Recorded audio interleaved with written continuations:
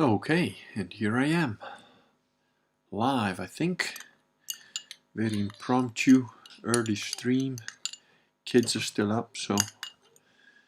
And we've had storms, so I don't know whether the internet will hold out. But we have 4 people watching. I'm just finishing my little espresso.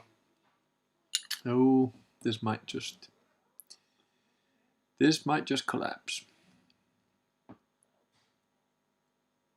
Gonna wait a minute, see if it dies out.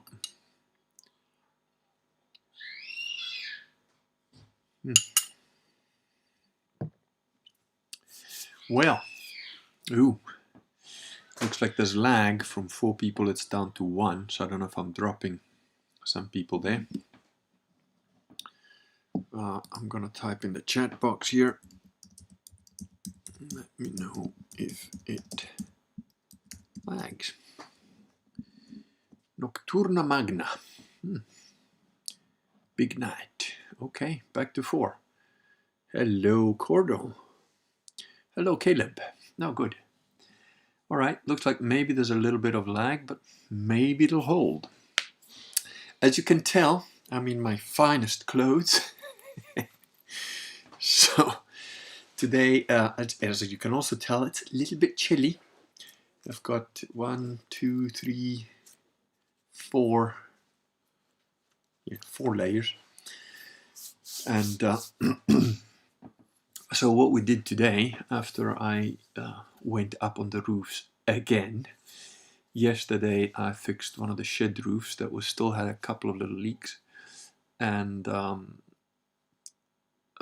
then I did part of, there's like a section of the house that's not really part of the house, it's attached to the house, that also has a tiny leak, but it's just upsetting me because I've done it like twice. So I've gone up there, filled it up with foam, but then I want to do another cap on top of it. I haven't had a chance to finish that today because although it was sunny, I wanted to get some olives, because in theory there's probably,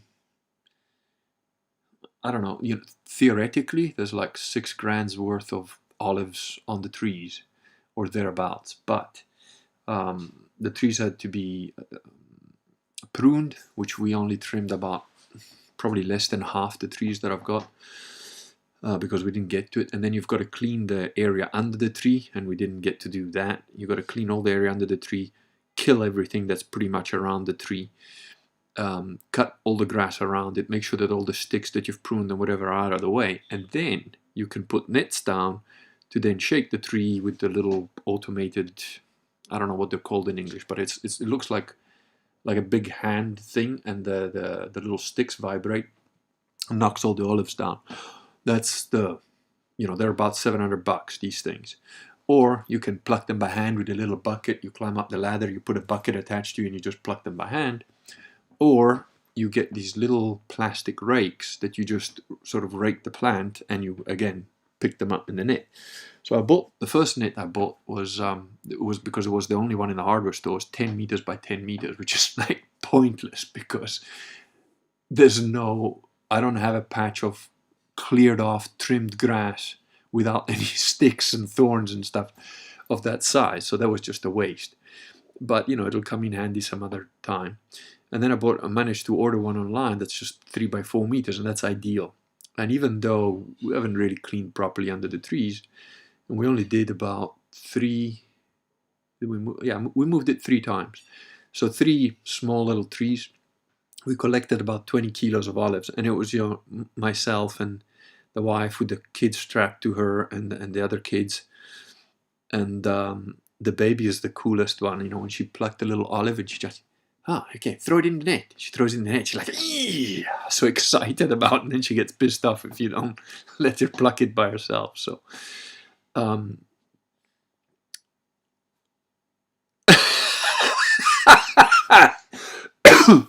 Cordell Mitchell, that's probably the funniest thing I've read in a month. Can you use a leaf blower to remove the debris from under the tree? No. Let me put it this way. If you've ever played Dungeons and Dragons, think of a gibbering mouther mixed in with a mind flayer, mixed in with like zombie vines, poisonous thorns, and flesh-eating plants, human-sized, then you're starting to approach the kind of cleansing that we need to do under the olive trees. Also, olive trees will shoot off their own little shoots, which will also suck food from the tree. So you gotta kill everything around it, and then you've got to murder the little children of the tree so that the food only goes to the, the bits that you've left alive. So yeah, no, and plus olive trees are weird. Like when you prune them, you have to prune them so that the branches that like overhang, they're the ones that produce olives. Now the thing is that out of 3 trees, we got like about 20 kilos of olives using, not the best method to collect them. Not in the best. By the time, I finished the last 3, it was like getting almost dark, so I couldn't really see the olives anymore properly. So in about 2 hours, we collected about 20 kilograms. But I reckon 2 men working, properly can easily collect 100 kilos a day, no problem. The old man, the next door neighbor, he's got like one of those vibrating things. I just bought 2 of the little rakes because I thought there's no point in me blowing $700 that I don't really have to piss away on something that I don't know if, is it even worth it? I reckon 2 guys working properly can easily collect 100. But the old man with the little machine by himself, he collected like 300 kilos in a day. So, even using, but that shows you like modern technology and tools against the old ways. It's very labor intensive stuff. But the other issue is that in a way, it's been good for me because it's a really late season. Usually you've picked the olives already by this time. We're in December now. Usually you pick the olives around October, but it was just a long season. Some of the olives are still green and stuff. So it's been good in that it's given me time because I've had so much other crap to deal with. It's just unreal. Another thing I've managed to do is I bought, I don't know what there's no name for it in English. It's like, we call it thermocucina, which if you translate literally means thermo kitchen. So it's a big giant wood stove that you can cook on. It's got an oven and it's got like a hot plate at the top. So you can use it to cook like a normal oven and hob, but it's all wood powered, and it heats all the water for the radiators, and it also heats all the water for showering, sanitary water, what we call drinking water, let's say. The problem is that my drinking water pipes are across the kitchen. So either I got to cut a channel into the floor, or got to put pipes over the door. It's just a mess. I don't know. I'm gonna have to figure some way out. I don't really want to cut a channel into the floor because one of the good things about this house is there's no humidity coming up from the floor. So I don't want to screw that up in case, one of the few things that I call him the Jew because the way he did things, but it's one of the few things that's done quite well. Everything else that he's touched, it's just turned to shit all over the place. So, I got a bunch of stuff to do. But anyway, even if I don't collect another single olive, which would hurt me because, what I was saying is the mills that produce the olive oils, they close soon. They're closing, before Christmas they close. So I don't know whether I'm going to get a chance to actually get all the olives to the mill to make olive oil out of it, because you have to have a minimum of, I think it's about 300 kilos or something like that, 250, 300 kilos to be able for the mill to take your order, to take your olives and do it. And if you don't have enough, I think they mix it with other people's oil and whatever. And I'd prefer to have my own. But if I don't get the chance to collect all the olives in time, we're going to get a bunch of jars. Now, my wife is a hoarder, so she's got a bunch of jars that I didn't even know she had. And I'm just going to put all the olives in jars. When we first got here, I was in February or so, about March or something. I picked what was left on the trees, a few olives, and I put them in a jar. And right away, they tasted pretty grim. But 6 months later, you eat them now, they're good. Kids like them, I like them. So push comes to shove, I'm going to shove a bunch of olives in jars because my kids, for whatever reason, they all eat olives like they can eat a jar by themselves. So I'm like, okay, cool. So I don't think they'll go to waste. But it would be cool to have my own olive oil and see how that goes. But you know, between 20 kilos of olives, three cherry green tomatoes, admittedly 2 were popped open, and the inch-long carrots, of which we had 2, I think, you know, I'm now a farmer. I'm now a successful farmer. Obviously, we can live off the land. my point in telling you this is that those of you that might be buying into the whole, oh, I'm going to homestead, it'll be such fun, you have no fucking clue.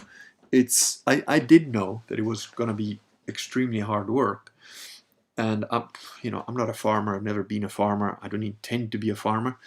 My preferred status is a baron / warlord, king / emperor inquisitor. I'm happy to protect the serfs that can work the land. And I really mean that. But, the point is, if you've got like half an acre of land and a family of like 5, it's plenty. It's enough for you to grow whatever you're going to grow on it. Now, if you're going to have goats and chickens and cows, okay, great, get some more. But you don't have any idea the kind of work, and keep in mind, chickens and goats and cows, they got to eat. They got to eat grass. They got to be fed. They got to be watered. There's a huge amount of work. It's quite nice work. I do quite enjoy it, but it's not like, oh yes, I was telling my wife today, and she, while we're busy with the net, and she's got the kid on one hand, she's trying to pick a few olives by hand with the other, and then I'm, once you've shaken all the stuff out of the trees, you have to like collect them in the net and then put them in a big bucket, and then you have to transfer them to like other like cases that have got like holes at the bottom, so that if it rains, they don't get rotten and don't sit in water. And you've got to cover them up because we've got wild cats, and the wild cats will climb on the olives and piss on them, and you don't want that in your olive oil. So, there's a whole bunch of stuff to do. And anyway, like, it's getting dark, it's cold, one of the kids is crying, and we're getting this last bit. And I'm like, well, darling, isn't it great? Hey, here you are in sunny Italy, plucking olives. Did you ever think you'd be married to an Italian, plucking olives in the olive groves of Italy? And she's like, no, I fucking didn't. And I was like, but if 10 years ago, when 11, 12, whatever, when we first met, somebody had told you one day, or even before you met me, one day you'll be married to a handsome Italian man, you will have 4 kids, and you'll be plucking olives in the olive groves, you would have been so happy, wouldn't you? And she goes, yeah, just goes to fucking show. Don't know what you're asking for. Obviously, we're slightly sarcastic with each other, but I thought, the idyllic idea of plucking olives off the trees is quite different from the reality of it. Let's put it that way. So I just wanted to let you guys know. Hello, Margaretha. I believe I've pinged you an email, or rather 2 emails. So you should have, you should be receiving a couple of emails in the next few days or day or so. So hopefully that'll take care of what you were asking. Let me just quickly see who's here. Oh, yes, hello Chad, of course, all the usuals. Okay, Altoid can hear the little Viking. Yeah, it's hard to know which one of them at the moment because they all have no volume control apparently. Okay, good. There's a slight delay, but frame rate and everything is good. Cordell says, so no to the leaf blower then. Yes, you need a small army of people that are trained to fight Cthulhu to clean my olive trees.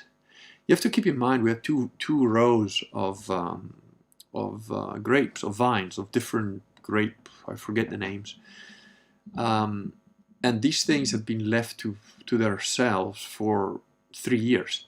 So me and the most loyal Sede, we spent I don't know how many days, and actually we had a bunch of us, a couple of other Sede guys and girls, came to like help, because the 2 lines of vines were now 2 lines of brambles, literally brambles. So we had to pull them up by the roots. It was hellish work because it's a devil plant, brambles.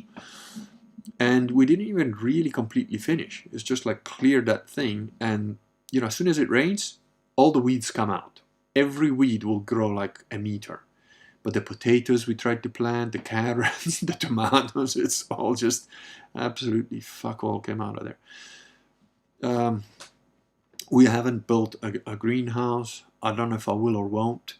I still think, as you can tell, that so-called global warming is a lie, and I believe that we're in for the ice age. So, if I'm lucky, we're going to have a sudden pole shift that puts our particular part of Italy in a more temperate climate with the ice age, which I'm thinking the equator, probably.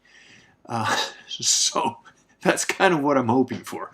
Gets rid of all the idiots, puts me in a better geographical position where I don't have winter, and we're good.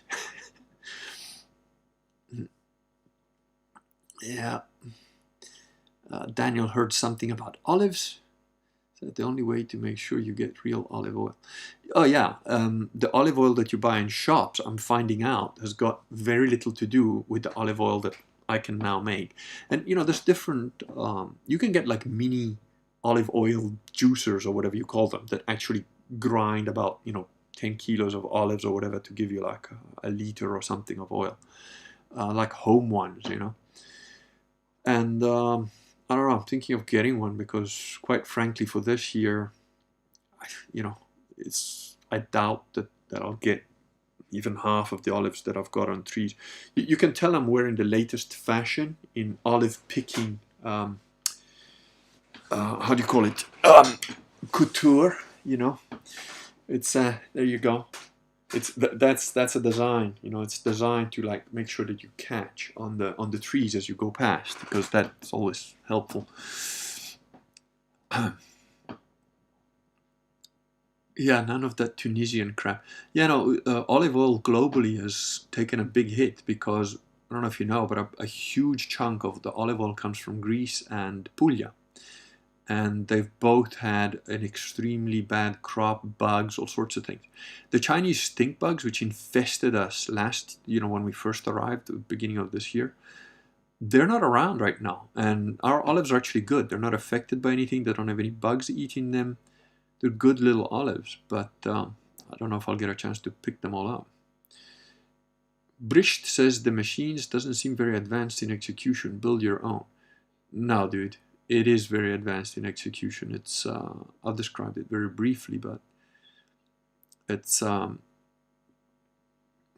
a long pole, maybe about 2 meters, and the little fingers on it like vibrate at a pretty decent rate, and it's powered. You've got to have like a battery backpack on, and olive trees, olives on the olive trees, they don't just like fall off like ripe fruit. You got to give them a good shake to get them out. So Cordell says, can you mail me seeds? Okay, yeah, sure, just ping me an email. No, give me 1 second. Ask questions, talk among yourselves. The little Viking just woke up from a long nap, I think, so I gotta just take care of him for a sec.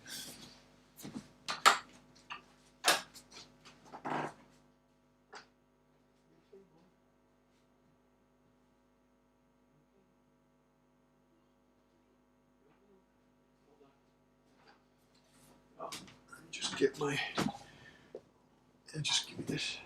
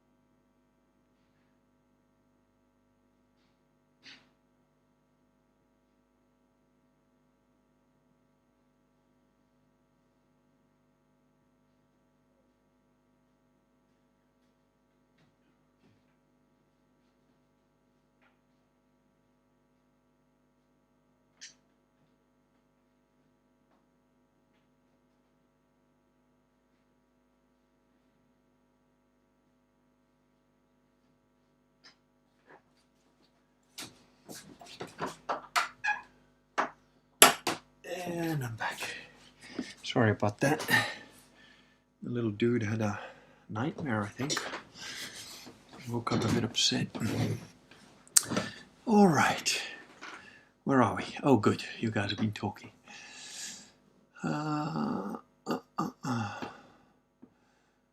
Okay, Caleb.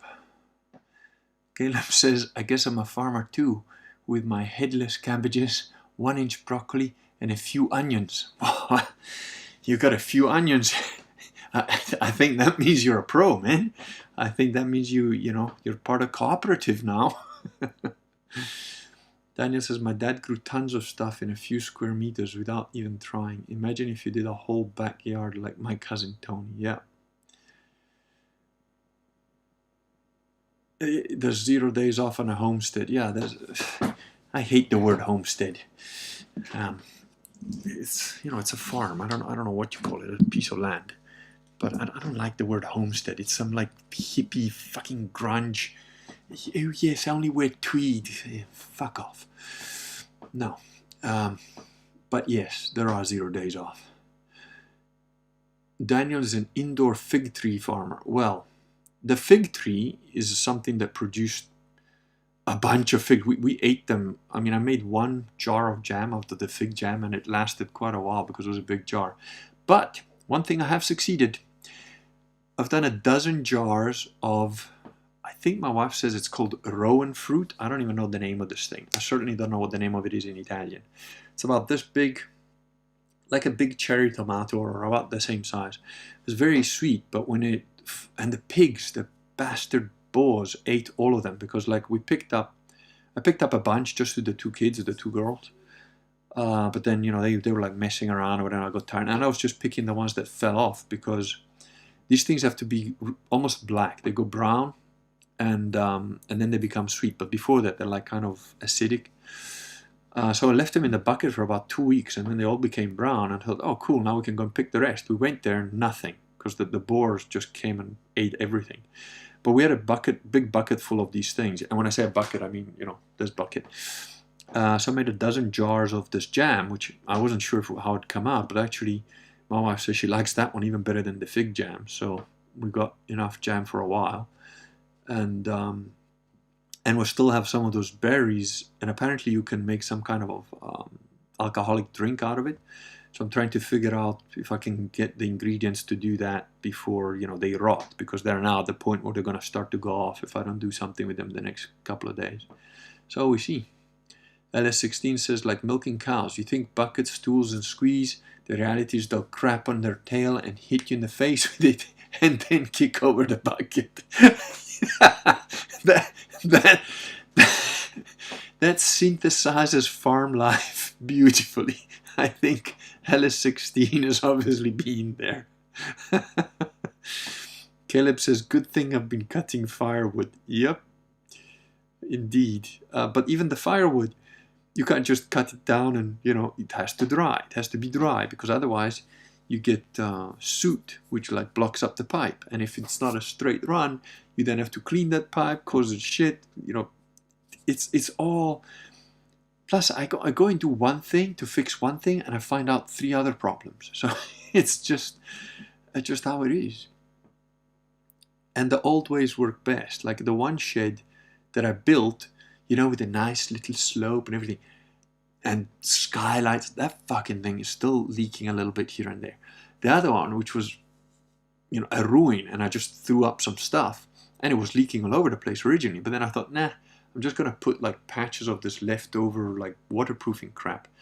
And I put them like the old trappers, so it's like you've got like one piece of skin, that's what they used to use, and then you put another one that's like on top like that, and then another one, so it's like in descending order. So the top one runs onto the one that's below it, and then the one that's below it runs onto the next one, and so on. Dry as a bone. The only thing about that is it doesn't have a lip on one side, so the rain hits the wall, and because the wall is just a shitty one layer of planks, it gets wet. So I'm going to have to add a lip there. But the old ways work. It's Daniel says, I tasted real olive oil on a farm in Cyprus once. bottled stuff tastes suspicious. Yeah, no, it does get bottled or put in jars or tins or whatever, but they do that at the mill. Douglas says farming is an extremely hard job, and even after all that work, you could get bugs or bad weather, etc. And it was all for naught. Yeah, it is. Caleb says, I started reading The Crusades by Harold Lamb. Anyone else reading? Awesome. Awesome. Caleb, the only thing I'd say is I hope it would be ideal, but not necessary. I read Harold Lamb first. If you read Rodney Stark's God's Battalions first, just because it gives you context. When I read The Crusades, I didn't know who these guys were. I didn't know a lot of stuff because, I had got a smidgen of that stuff in primary school in Italy. Because, of course, the other schools I went to, they were Anglo-Saxon. And the Crusades are bad. These vicious Catholics were just trying to rob the poor Muslims of their lands. That was kind of... So God's Battalions gives you a context for which you can then put the Crusaders. I mean, I didn't even realize until I read Harold Lamb, my grandfather's name on my mother's side, his name was Tancredi, which I thought, who the hell calls their child Tancredi? That's just retarded. But of course, Tancredi was a hero of the Crusades, which now makes sense. The only other place I saw the name Tancredi was in a science fiction book written, I think, in the 50s, where they abbreviate the guy's name to Tan. But the guy who wrote the book clearly knew about the Crusades and so on, because this used to be stuff that was taught in schools. Now, you don't know anything about it. I mean, once you read the Crusades and you realize, well, my people come from that?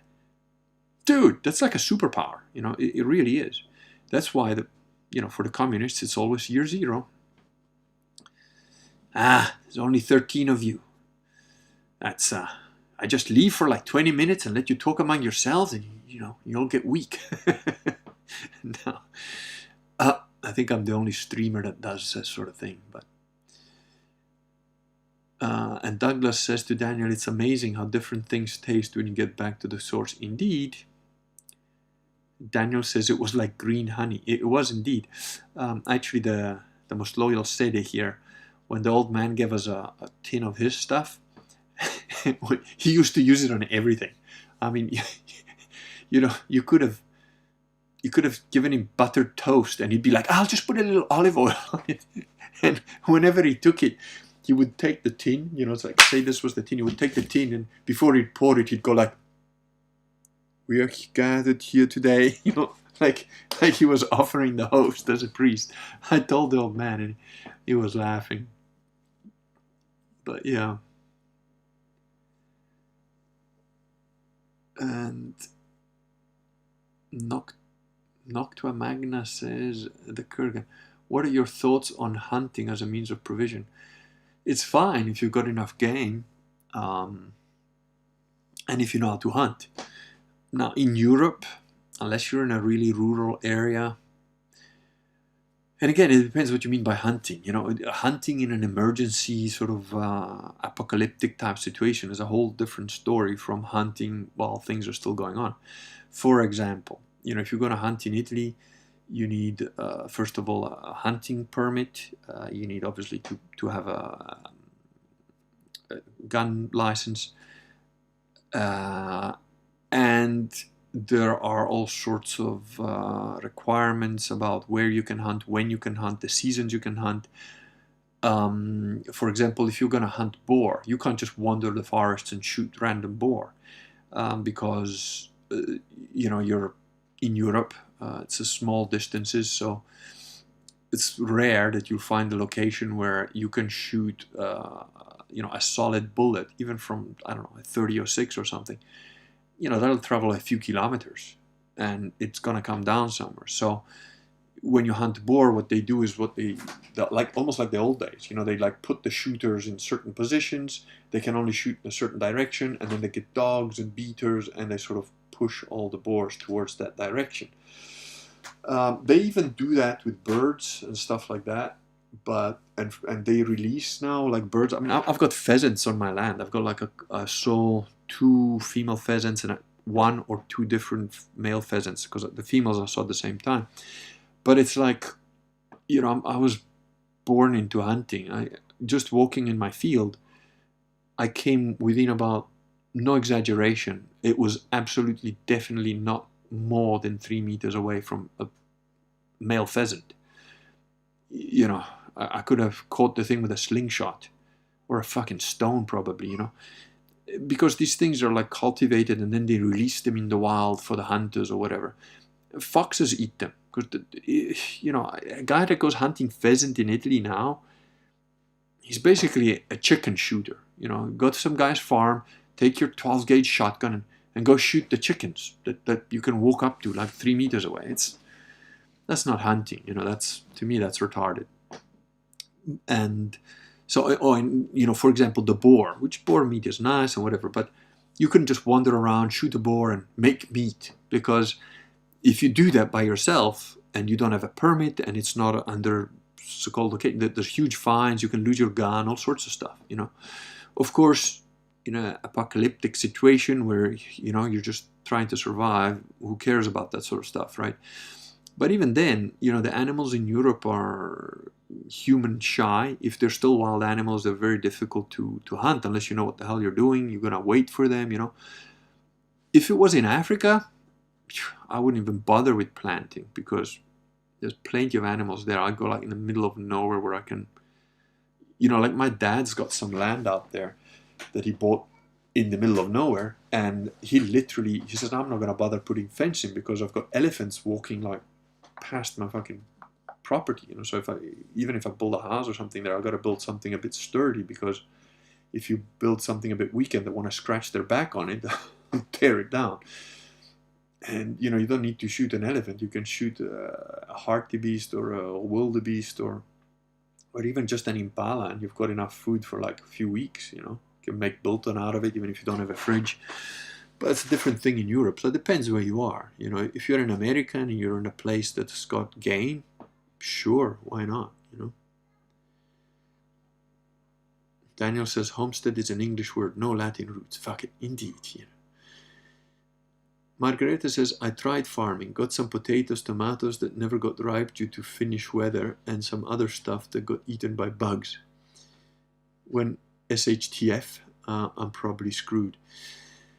Yeah, you know, farming is hard. You know, it's difficult. And especially in cold weather, you need a greenhouse. I'm thinking of possibly building one, and you can build a greenhouse for cold weather. You know, it's like almost underground, half underground.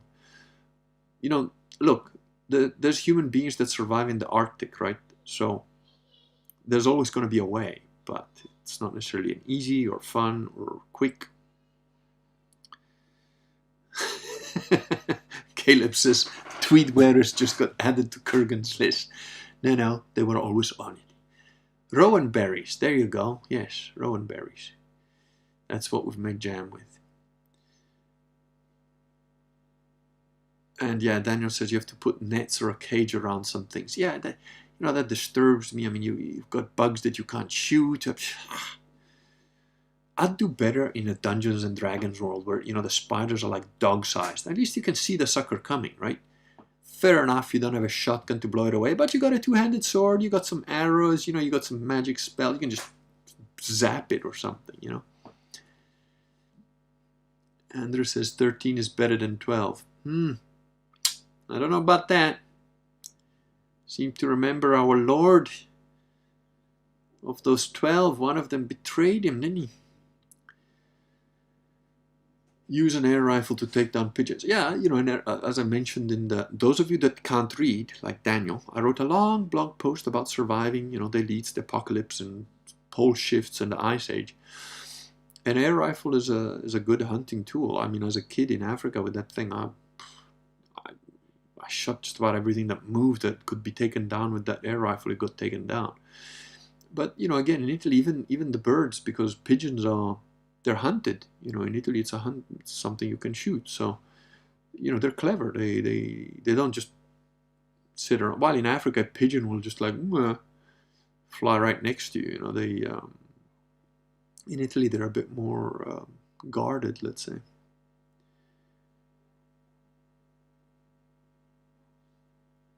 And Margareta says, yeah, who would have thought that the stuff I think are tasty, the bugs and rabbits, etc., think are tasty as well?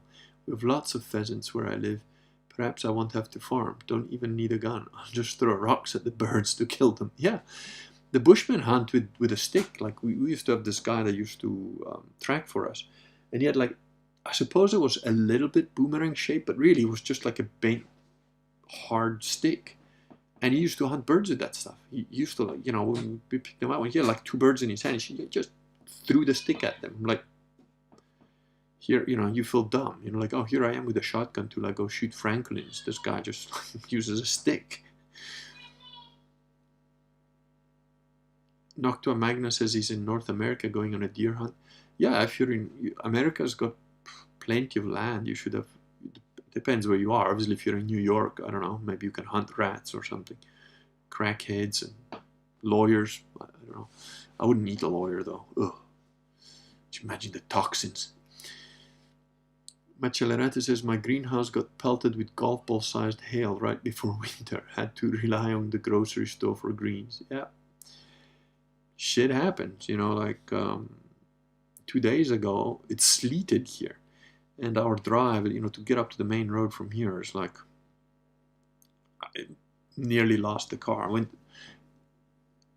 I couldn't go up the incline, so I had to reverse slowly. But the thing is, everything was iced up, you know, and I had to get up there quickly because I wanted to get like basics in case we got stuck. So I tried to reverse down this like narrow, sort of barely covered road, and I miscalculated a bit, and I went slightly off road. And then, you know, my car is not a 4-wheel drive or anything like that. So to get it back on the road, I had to just do a bit of a maneuver, and I scraped off like some paint and stuff off the front of the bumper. You know, stupid thing like that. If I was another like half a foot off, it could have punctured a tire in the middle of the sleet and the snow, and I wouldn't have got out. And then, you know, I went back down and I took a bit of a run up, and then I managed to make the hill. But you know, if now I had to get the chains out, make sure that I've got the chains in the car in case. There's always something, you know. And Caleb says, try mosquito netting for bugs and bury fish scraps around tomato roots. I've heard tomatoes love it. Yeah. So anyway, that was the successful farmer's olive oil collection. You'll notice that as the picture, I've put out a bunch of olive-colored shotgun shells, and that's because rather than farming olives, I would much rather, you know, shoot things to feed myself. But you know, to be fair, hunting in Italy is a bit of a shooting fish in a barrel type of thing. You know, like I said, I grew up in a family of hunting, and I don't think I'd enjoy it anymore. The actual killing of things, it doesn't give me, you know, it's still a living thing that, and I'm no vegetarian. I don't have a problem with it. It's not like I wouldn't hunt, or I don't eat meat, or I wouldn't be able to butcher my own cow or whatever. But it feels a little bit unnecessary if I can. Ideally, you know, if there is the pole shift, all goes to crap. Some of that random crap they've shot into all the humans gets out there. We get dinosaurs again. Lots of, you know, wild big animals, and a whole bunch of people die off, and then the elite miscalculated and they all get eaten by T-Rexes. I'm good with that. I'll be happy with that. That would work. Hello, Henry! If, when shit hits the fan, there's going to be a point, if you can hunker down and survive the first years of slaughter, then the animals and plants will quickly come back. Yeah. Weirdly enough, I just said that and I hadn't. There we go, Henry. The system of telepathy is still there. But yeah, that, you know, one of the comic books that I really enjoyed, but it's called the Cenozoic Era by a guy called Frank something or other, and it's like basically humanity goes underground, you know, kind of what's happening now, but they'll go underground and then they pop out 500 years later, and all of a sudden dinosaurs are back and all sorts of weird beasts, and the flora and the fauna is all exploded, and nobody really can explain why. But it's really just an excuse for the creator to have, he calls it Cadillacs and Dinosaurs, is the role-playing game of it.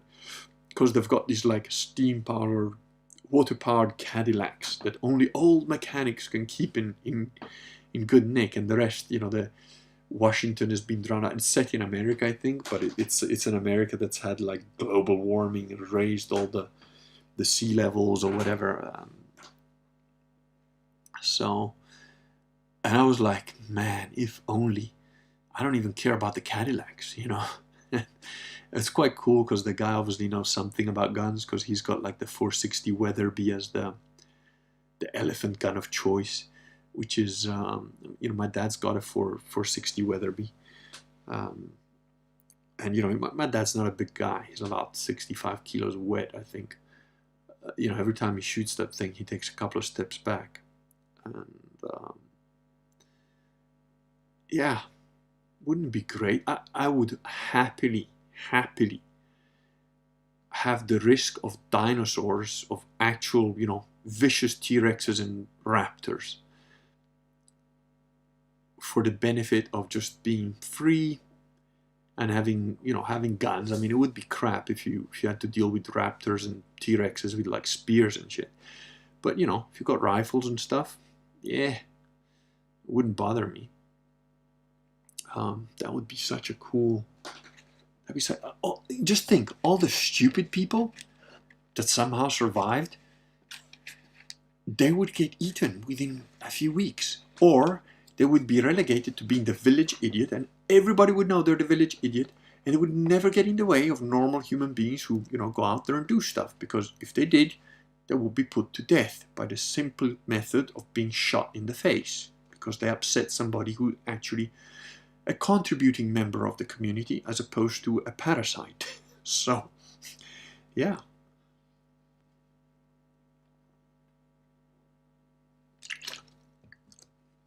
What do you guys got to tell me? Oh, made some progress also on the creation of the physical kurganet. Some interest from some parties that have some money. Found a decent engineer, made some contact with the council, so it's gonna take time because it's Italy and I've got a lot of other things to do, but eventually I think the kurganet is gonna come together, and I can't wait really, because you know, we've got friends still in the UK, on Prison Island, UK I should say, and it would be great to get them out here with, you know, they've also got kids and stuff. And funnily enough, I had a conversation with this friend of mine who's still in the UK, and also spoke to Vox earlier today, and we had the same, you know, we all had the same thought, which is like, it's not just about me or us, whatever. You want to be in a community. You know, Vox obviously is not a Catholic yet, but my other friend is. And he said, look, I'm also thinking of the kids. You know, we're the same age. He says, I'm 52 now. I don't really care about myself. I was like, dude, if it was just me, I'd be on a tower by now, not long ago. And then he laughed and he said, yeah, you know, it's about our kids. And we want to, what's life going to be like when my son is like 52, you know? And I said, yeah, I totally agree. And on whatever we can do that we have to face or going to face us, let us face it rather than them. You know, I don't care how bad it gets for me, or for, it's fine as long as my kids are relatively free and happy. That'll be cool. And he said, yeah, and you know, if you think about it, you know, you've got 4 kids, I've got 6, I think he's got, and you know, a couple of other families have also got like 5, 6. So we want to be in a community with other Catholics, so that when our kids grow up, they grow up together, they grow up in a Catholic community, they've got a choice of people to pick from that are, you know, pure bloods that are not infected with the zombie virus, and can make, you know, can get married and have more kids and so on. And absolutely, it is indeed that. So, you know, I know most of you are in the States and what have you. Not everybody. There's people from Finland here. There's people from Czech Republic. There's, you know, you're from everywhere. Slanty Chauffeur there says, a few more hugs from the Kurgan and Vox will convert. Yeah. I think that's the answer. I agree. And Henry says that he agrees that dinosaurs equals meritocracy. Indeed. I so wish Jurassic Park would happen. Oh. You know, the cool thing about our house here is that it's an old building. So, you know, it's got some cracks and whatever, but the walls will stop a 50 caliber. I'm absolutely certain that I very, very much doubt a 50 caliber, maybe a machine gun, if it kept chewing away at one spot in the wall, it would eventually get through. But like a single shot from a 50 caliber Barrett, nah. All the external walls of the house are just gonna go. So even if you were getting raided by like a bunch of raptors with zombies, you just like, the windows are small, they've all got bars on them, so it's like, I'll just sit here. I don't even need a big gun. I'll just sit there with like a crappy shotgun and just like blow you in the face, shoot your eyes out at like 2 meters, not even 50 centimeters. It's like, oh, he's poking his head into the window. Boom. So in the so-called zombie apocalypse, it's the perfect sort of spot, even though it's isolated and everything. But we're good. So what are you guys gonna tell me? You guys tell me some stories. I know I'm the one streaming, but I do enjoy interacting with you people. And also, somebody was asking where I'm in northern Italy. And one other bit of news. The chief of the Gammas said that he will do an honorable, and I can't. He's the chief of the Gammas from the Reddit things, groups. But whenever I've dealt with him, he has always kept to his word. So we're going to have a Catholic intervention for him, where I'm going to try and convince him to become a proper Catholic instead of this Novus Ordo thing. And so he's agreed that he's going to do that. He's just busy, and we're going to try and schedule a time, hopefully this year, on this side of Christmas. So keep tuned for that, because that's going to be quite an interesting one, because he will take it seriously. He said like he doesn't think he's in a place where he would actually want to be a proper Catholic, which I understand. So, but I think it'll be fun. Margareta says the net is tightening around us pureblood here in Finland. Me and my husband have talked about Italy, but at the end of the day, this is our home, and I'd probably never feel at home over there. I understand that. I had a conversation with James Fox Higgins, who's in Australia, in a place where, they've confiscated all the guns, sort of like in the UK. They've now got literal concentration camps where they forcibly come and take you if you've got COVID or supposed to have COVID or came into contact with somebody with COVID, and they forcibly put you in this camp, which you can't get out of unless you get 2 negative PCR tests, which of course they can tweak the PCR test to whatever they want. So you can see how that would be used if they, we don't like this guy, we're just going to keep him here indefinitely. And apparently they're also been forcibly injecting the Aborigines, the original, I don't know if Aborigines is a politically correct term, but whatever, I don't care about it. I'm pretty sure that any actual Aborigine wouldn't get offended by it. But they're apparently forcibly injecting them, so I don't know. But on I can't remember if it's on one of the islands or a region, I can't remember. The Aborigines have actually set a government building on fire. So I think. Oh, and another thing, in Guadeloupe, there have been riots to the point that the French, Guadeloupe is a French. It's an island in the Caribbean, but it's owned by France. But because there've been riots, and the people have been shooting guns at the cops. They killed a few. So within a day, France is like, oh, okay, well, I think Guadeloupe can have independence. So remember what I said? The only reason these people are doing what they're doing is because they can.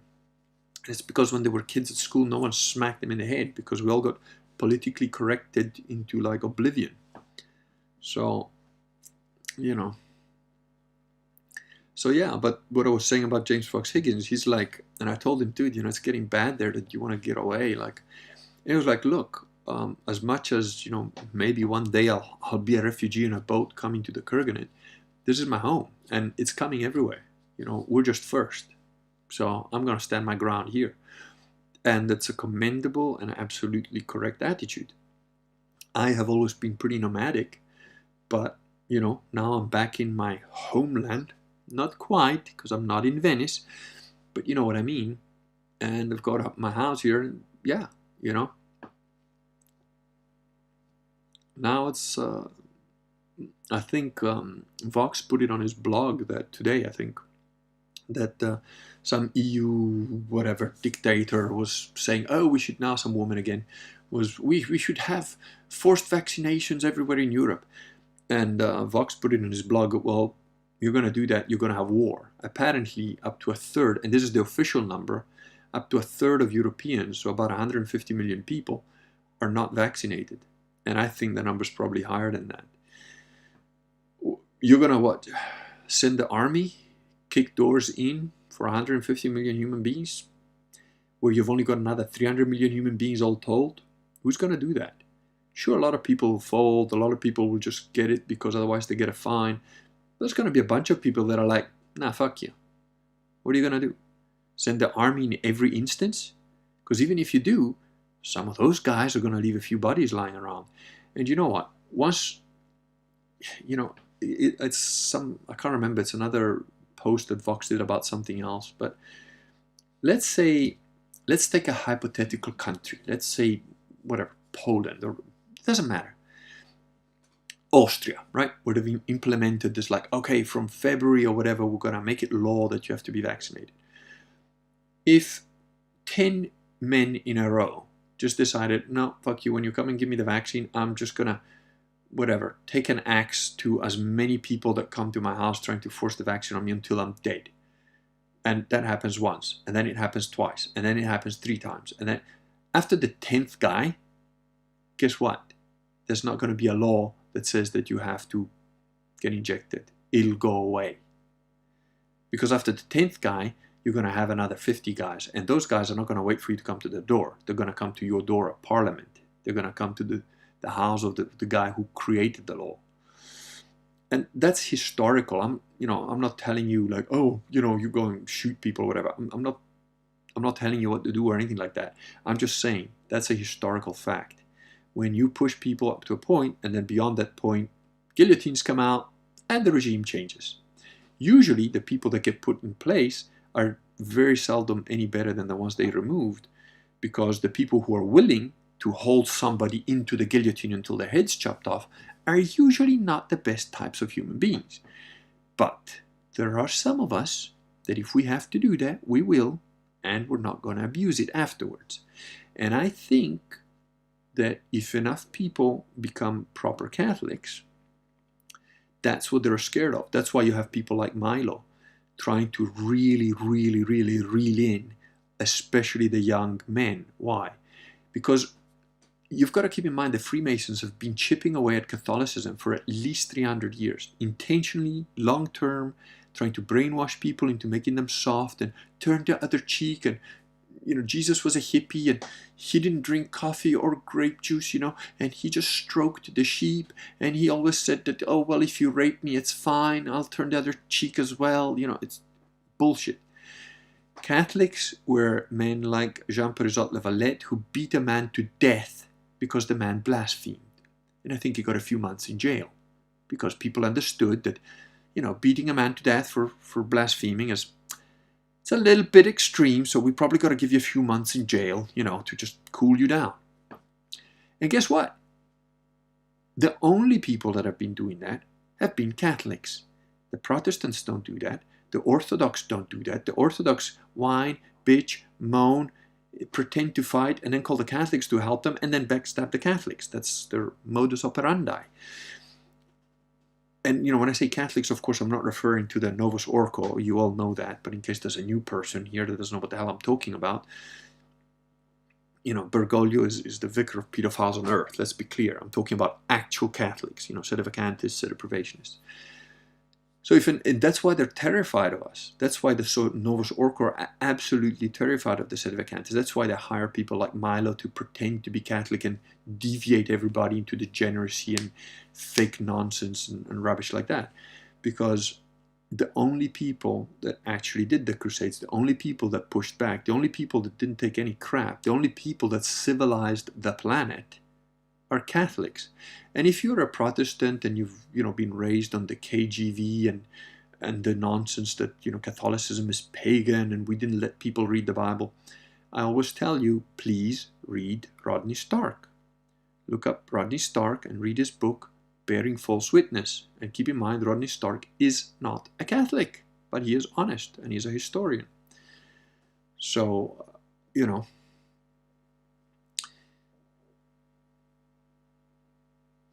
perhaps war is what they want. Yes, Margareta, to a certain extent, but not if it's, you got to keep in mind, these are like puppet masters behind the scenes going, yeah, I can pull the strings, and my whole family has been pulling the strings for thousands of years, and they have. Have you ever met a Rothschild or one of those guys like walking around? You don't even know what they look like, right? But enough people are starting to figure shit out. And at some point, it's going to be like, I don't know if that's a Rothschild house or not, but it looks big enough. It's got nice, expensive shit. We're going to burn it to the ground. That's how it's always happened. That's what history... I'm not saying that's right. I'm not saying you should do it. I'm not saying I agree with it. That's what happens. You push people up to a point, but the point is that now people are starting to realize who the people behind, because you look at the French Revolution, and Marie Antoinette and King Louis, whatever his number was, they lost their head over it. Literally, they got guillotined. But the people that got them guillotined were the Freemasons, Jewish-inspired Freemasons that bankrupted France to support the war in the War of Independence of the United States. So they bankrupted France to finance the War of Independence of the United States, and then the King and Queen ended up paying for it with their lives. Now people are starting to realize, yeah, the King and Queen, the Boris Johnsons of the world, the Mario Draghis of the world, the Joe Biden, shit my pants, can't string a sentence together people of the world, they're not the people running things. They'll lose their head as well. But people are starting to figure out who's behind them. And they're like, oh, where do these people live? Oh, there. And oh, they've got a whole army protecting them. Oh, that's going to be a tough one. But guess what? We're going to take our pitchforks and our torches and we're going to go all the way there too. So they've miscalculated.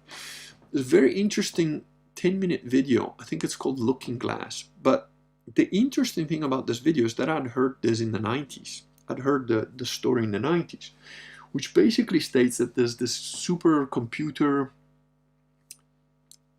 and it's more than a supercomputer, but let's just say it's a quantum supercomputer that also uses supposedly ESP type stuff, humans, to figure out precognition. Precognition is a thing, by the way. They're training special ops people to be able to start to do precognition, so it's a real thing. I talk about it in the Systema book, so if you've got that, read that, or look at the, go to the Kurgan TV series of the Systema stuff. I talk about that there. I even teach people a little bit how to see auras and get into that field of stuff. But anyway, this Looking Glass is some supercomputer predictive thing that the elite of the world that run this thing and that know, they got all the reports, they realized, shit, no matter what we do, we lose. There comes to a point where no matter all the different routes of future things, they'll converge to a point where everybody awakens. Everybody suddenly gets conscious of everything, and like, we can't control shit anymore.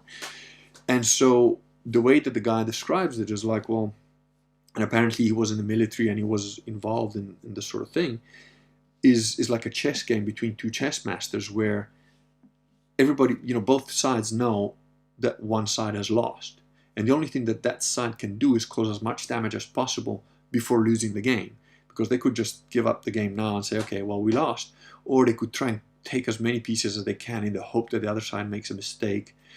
But this Looking Glass predicting the future type thing basically got to a point where it's saying, no matter what these guys do, eventually there's going to be a mass awakening of consciousness that's going to change the world.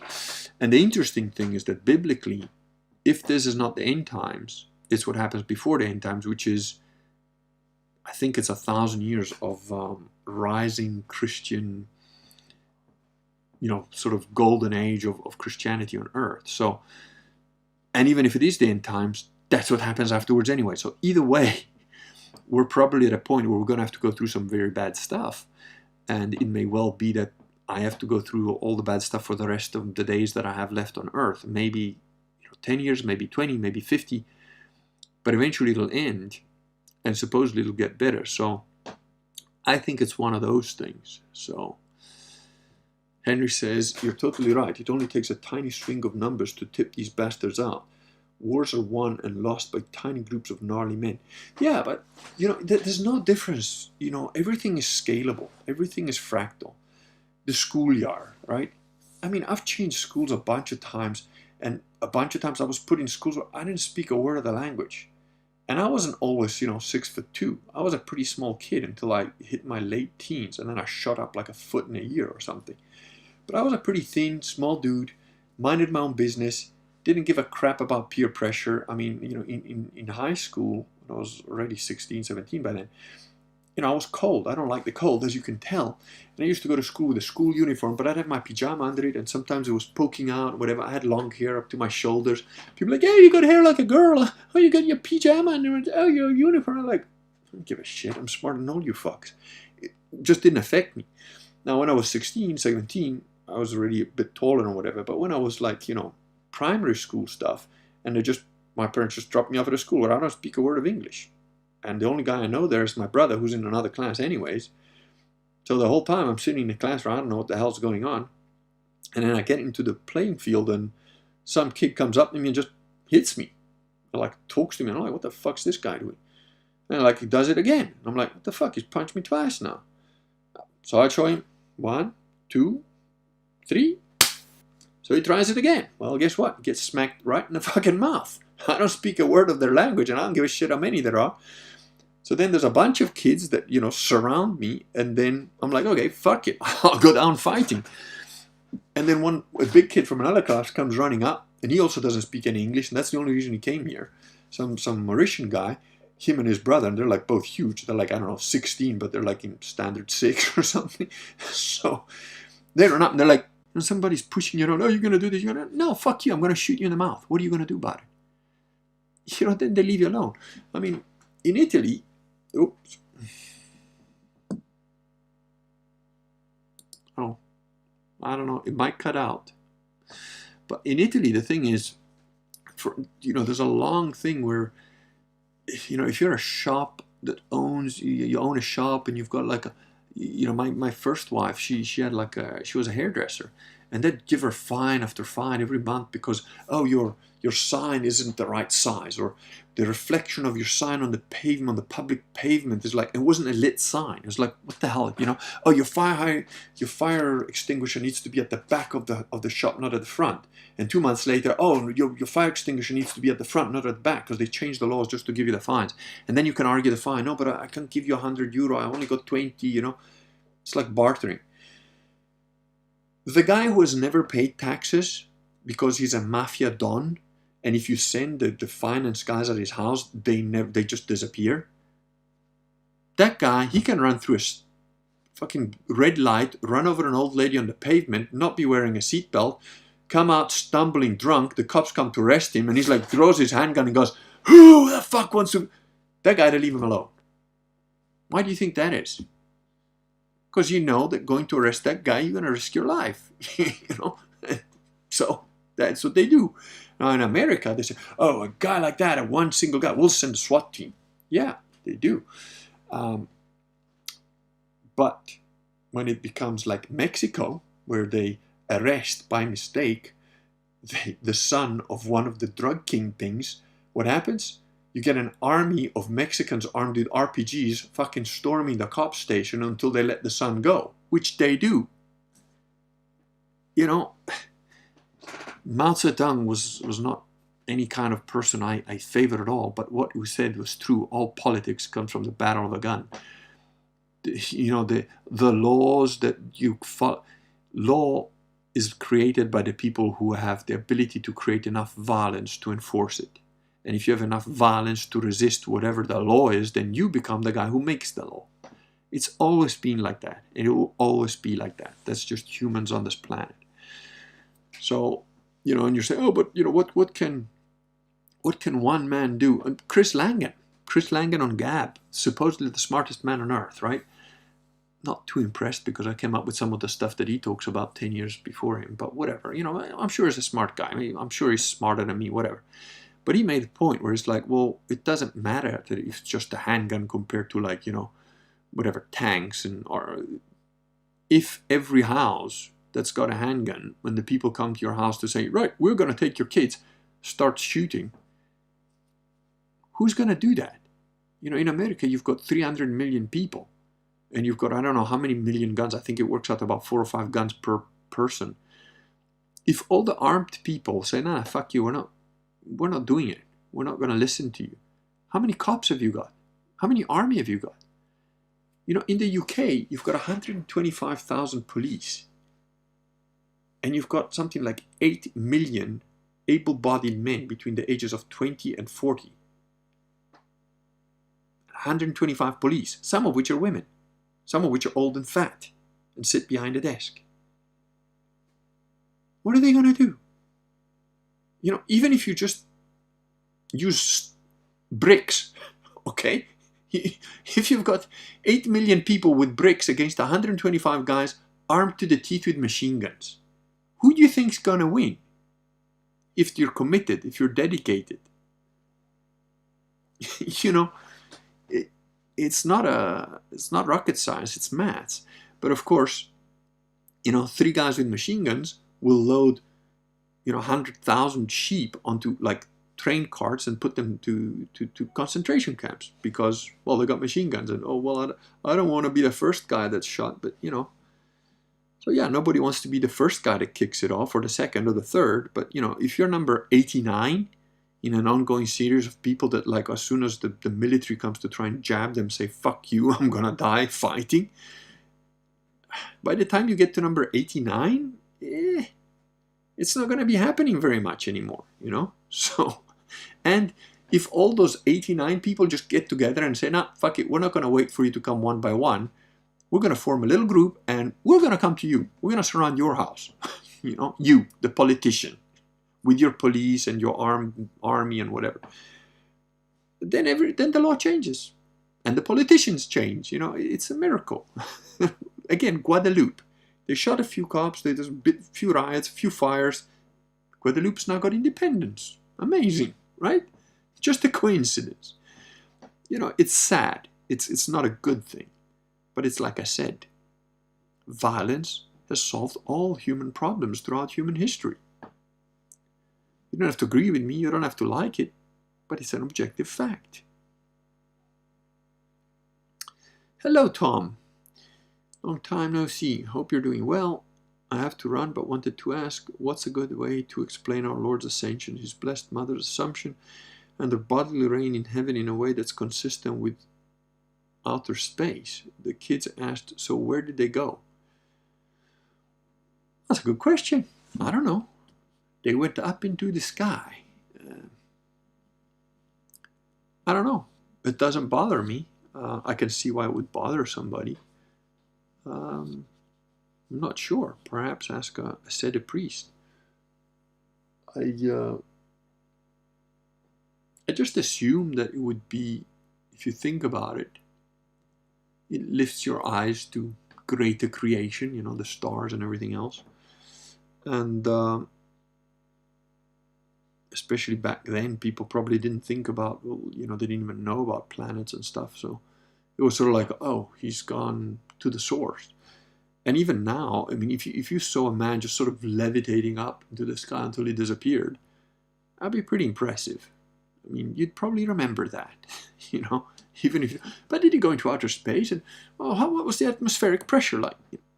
It's a mystery, I suppose, like the resurrection.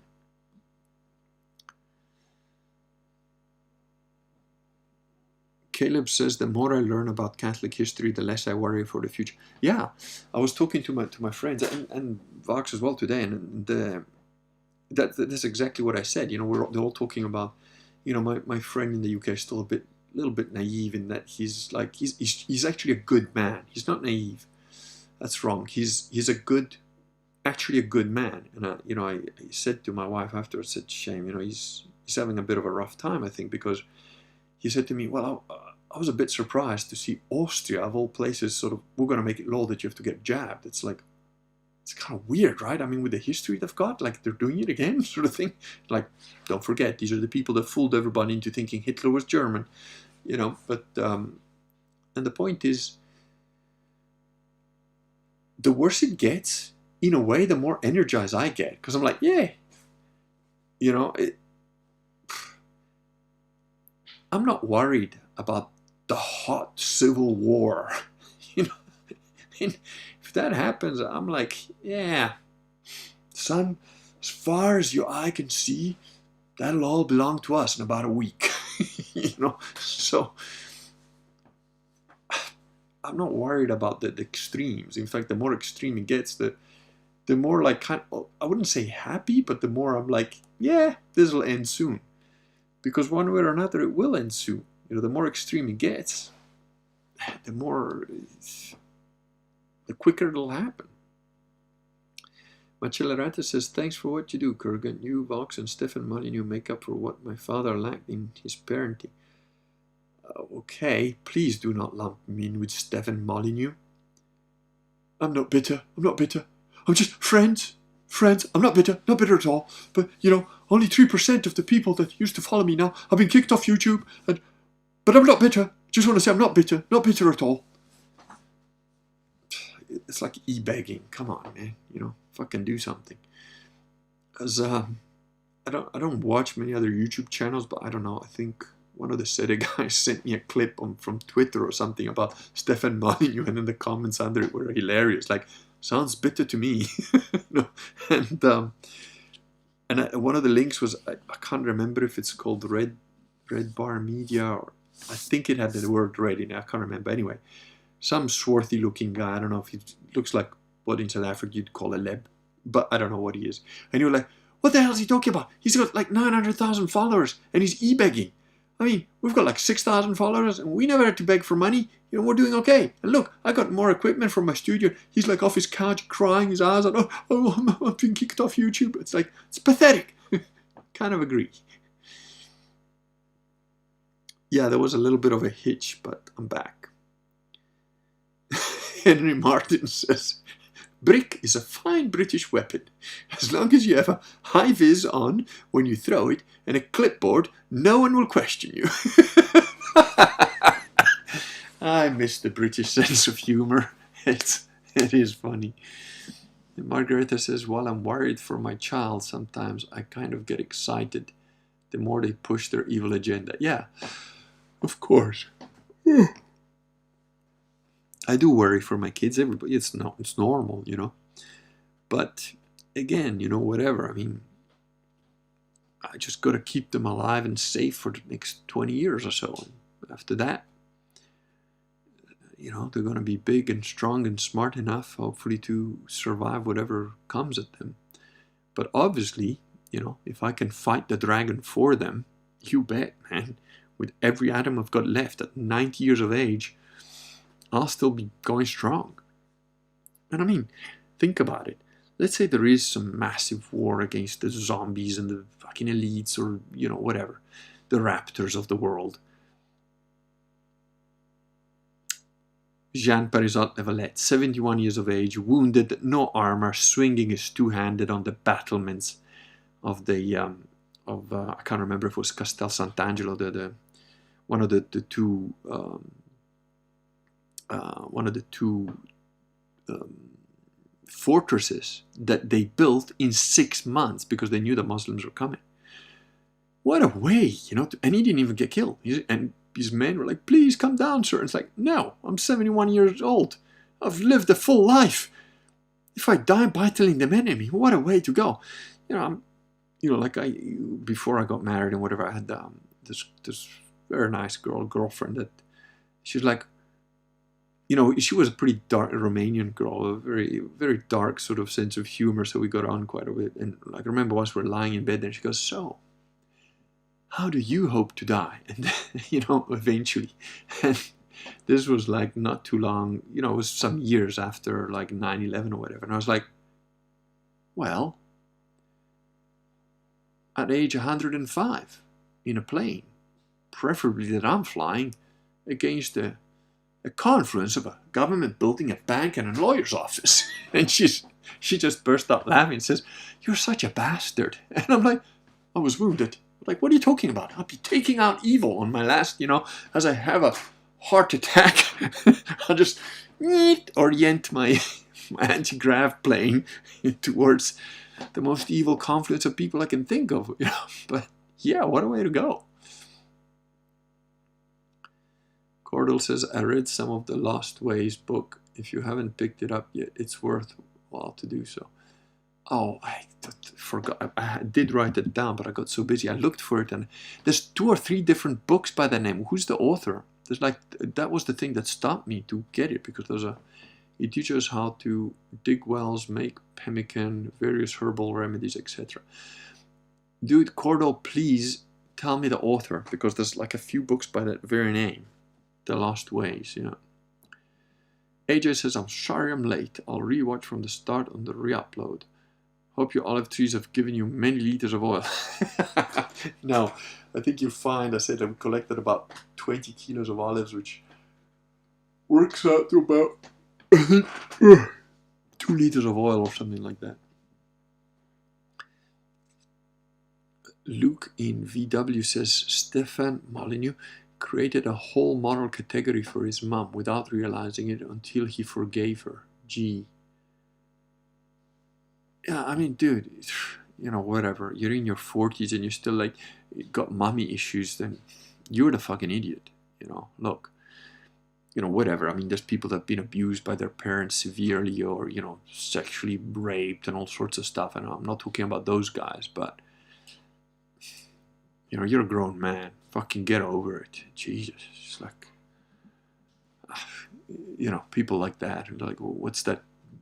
Do you feel like people shouldn't be raised by their own family? He's retarded. I could never watch Stefan Molyneux, because the way he speaks, I can predict what he's going to say about 2.5 hours before he says it. It's like reading Stephen King books. 900 pages. You read the first 10. I know exactly how the book's going to end, and I know what the whole plot's about, and it's just going to be filler in between. I've got 900 pages to go till I get to the end. It's like, why? No, thanks. I don't know. You know, but a lot of people read Stephen books. A lot of people listen to Stefan Molyneux, but then I guess a lot of people's brains work at about the 10th of the speed of mine, so... That was another conversation I had with my wife. You know, we're talking about life here and then. She's like, you know, she's I suppose feels a bit isolated because the language. We're busy. There's not like, you know, you're not like party time, having people over time or whatever. And I'm like, look, you know, that'll get better with time and stuff. She goes, yeah, but you know, you're pretty used to like enjoying your own company and not having other people around. And I said, look, don't get me wrong. You know, I like people as much as the next guy. It's just that what you call people and what I call people are different, because unfortunately, because of the IQ I've got and the way my brain works, it's like if I dropped you on a planet filled with chimps. And she's like, well, I would probably enjoy playing around with the chimps. And I was like, I'm sure you would, for an hour or a day or even a whole week. But after a week, chimps rot, they throw shit at each other, they get fleas, they pick fleas out of their own ass and eat them. That's what they do. And that's what they always do. You know? Now and then, in the sea of chimps, you spot another human here and there. You're like, yeah, I like that guy. Hey, let's talk. We can play chess. I can talk to you about maths, elementary maths, basic trigonometry. Oh, you know? And the rest of the time, you're surrounded by chimps. So, it's not that I'm misanthropic. It's that I don't like stupid people. And unfortunately, for me, 99.999% of human beings are stupid. So, it's not that much fun, you know. I've become a misanthrope and a loner, not because I necessarily enjoy it, but because it's necessary. It's like I prefer my own company to the company of circus chimps. You know, what can I do about it? It's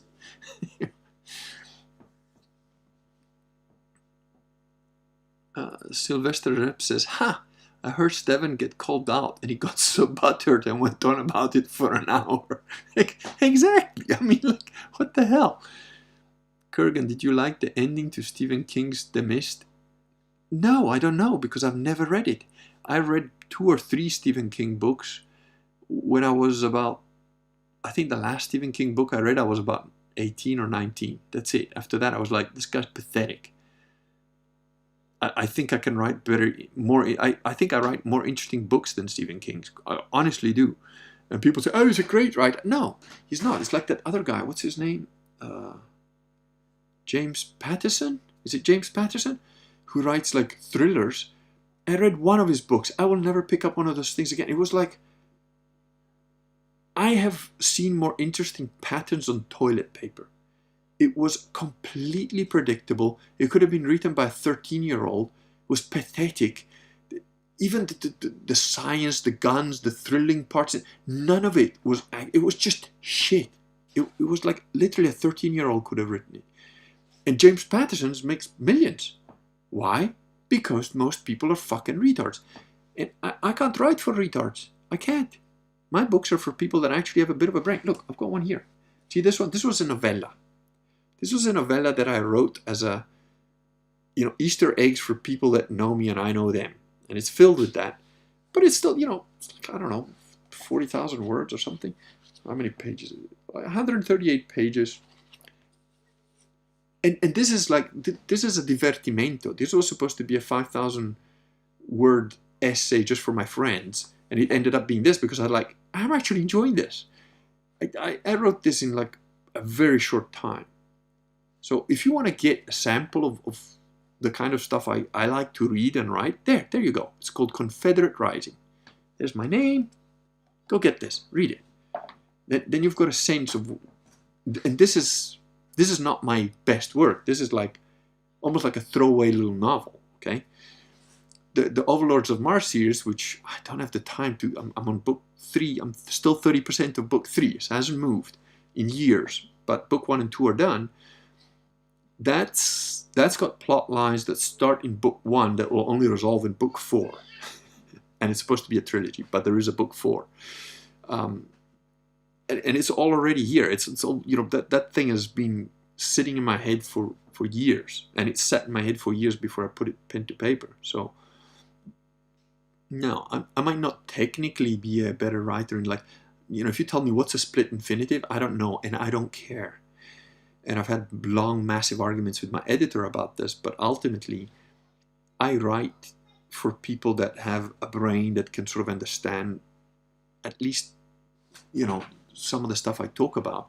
I try not to explain it too much. I explain it a little bit because not everybody has, if I were to I read a really cool book, I forget the name of it, about, it's a serial killer book, but the serial killer is like a red Indian and he basically hates modern world and he smokes tobacco to get into the original reason of the tobacco, and he's kind of like a mystic and he sees an alternate world, but he is a serial killer. It's very well written. I don't know anything about that stuff that it was about. So the author had a little bit of explanations here and there, which were fine. They weren't intrusive. They weren't like, oh, I'm going to explain to you exactly what this is because you're stupid and I'm smart. And I try and do that a little bit because I think some of the stuff I talk about is not known to everybody. But, and that's why I make the Kurgan TV video series, because again, it's not just me ranting or talking stuff. It's actually educational. I do actually know a bunch of things that most people haven't got a clue about. Claude Davis, thanks you, Corbin. The Lost Ways by Claude Davis. I'll get it now. And yeah, Sylvester Rips says, yeah. I just read your email, Kurgan. Cheers, bright future. Indeed, you do. You do have a bright future. You're a clever man. Young, smart, on the right track. So yeah. What? Brad Allen, why do Novus Orcans Catholics say that Vacantids are heretics? Because Novus Orcans are not Catholics. They're Freemasons. They're satanic Freemasons, and they try to invert it. But again, if you're new here, I suggest you go to my blog, gphilopto.com, go into the books I wrote, and if you are a guy who doesn't like reading, get Believe. It's 98 pages in pretty big font. Take you about 2 hours to read the whole thing. If you are interested, then get Reclaiming the Catholic Church. That's 530 pages. It'll take you a bit longer to read, and it explains everything in a lot of detail. So yeah, they say that because they're liars and they're getting caught out, and they're terrified that we wake up a decent portion of fooled churchians that call themselves Catholics. If you're a Catholic, you should know the history of the Church. If you're a Catholic, you should know what Vatican II is. So you call yourself a Catholic, but you don't know what Vatican II is. You don't know what the Catechism of the Church is. You don't know anything about canon law. That's like me saying, I'm an NBA basketball player. Really? What do you know about? I don't really know the rules, but I know what a ball is and like the basket thing. So I'm an NBA basketball player. Why? Have you ever played in the court? No, but I watched on TV once and I like the shorts. No. Me no smart. Brad, get Believe. It's like $10, $9, something like that. And it's a very quick read. And you're smart enough. Trust me, you're smart enough. It's not rocket science. Reclaiming the Catholic Church is for the people who want to know the details. For the people that are like, okay, exactly why you're saying this and that and the other. But keep in mind that throughout most of Catholicism, a large part of Catholics, maybe even the majority, were illiterate peasants, and they were good Catholics. They performed their Catholic duties well, and great. Caleb says that you always thought King was overrated. Absolutely, he's another one of these. You don't get to be Stephen King level famous without you being part of the machine. And he's clearly a super lefty. I think with the Trump thing was going on, he was all for Hillary. And I mean, honestly, in order for you to be for Hillary, I think you must be a baby-eating monster. I can't see any other reason.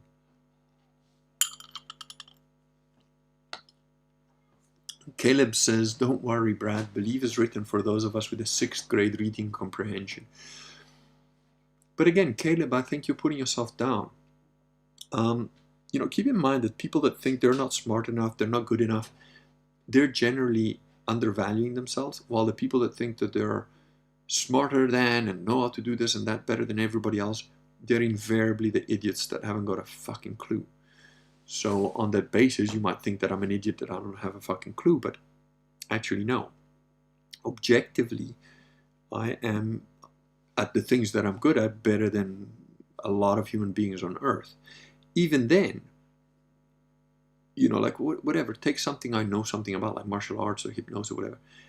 I know for a fact because I've done the maths, that in terms of martial ability, of hand-to-hand fighting ability, there is absolutely no doubt in my mind that I'm in the top 1% of the planet.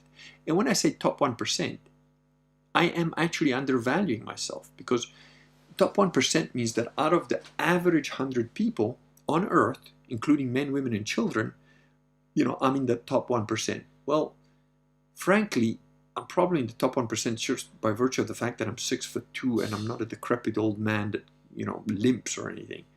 If you're 6'2" and you can swing a fist more or less, and you can give a kick more or less, and you're a bit brutal more or less, you're probably in the top 1%, because the average human being out of 100 people, is a 65-kilo brown Indian probably, that can string 2 sentences together and will try and scratch you if there's a fight, So in all the people who do martial arts, of whatever kind, of whatever martial art, how many people like that are in the world? Out of 1,000 people that you meet in the street, how many do martial arts? Maybe 1? you know. Again, average cross-section, it includes men, women, and children, right? So about 1,000 people, who does martial arts regularly, on a regular basis, and has done it for years? I don't think it's one. I think it's less than one. It's probably 1 in 10,000, one in, a regular martial artist that's attended martial arts for years and years. It's less than 1 in 10,000 probably. But if it was 1 in 10,000, let's see, let's do the maths, and I'm feeling lazy. So let's say there's 8 billion people on this planet, more or less. Right? We're not gonna, there's 800 million, there's 8 billion. Divided by 10,000. Let's say that leaves 800,000 martial artists, which I think is a fair number. Let's call it 1 million. 1 million martial artists. What's the average martial artist like? I can tell you, because I've been doing martial arts since I was about 4. The average martial artist is somebody that I can bitch slap, okay?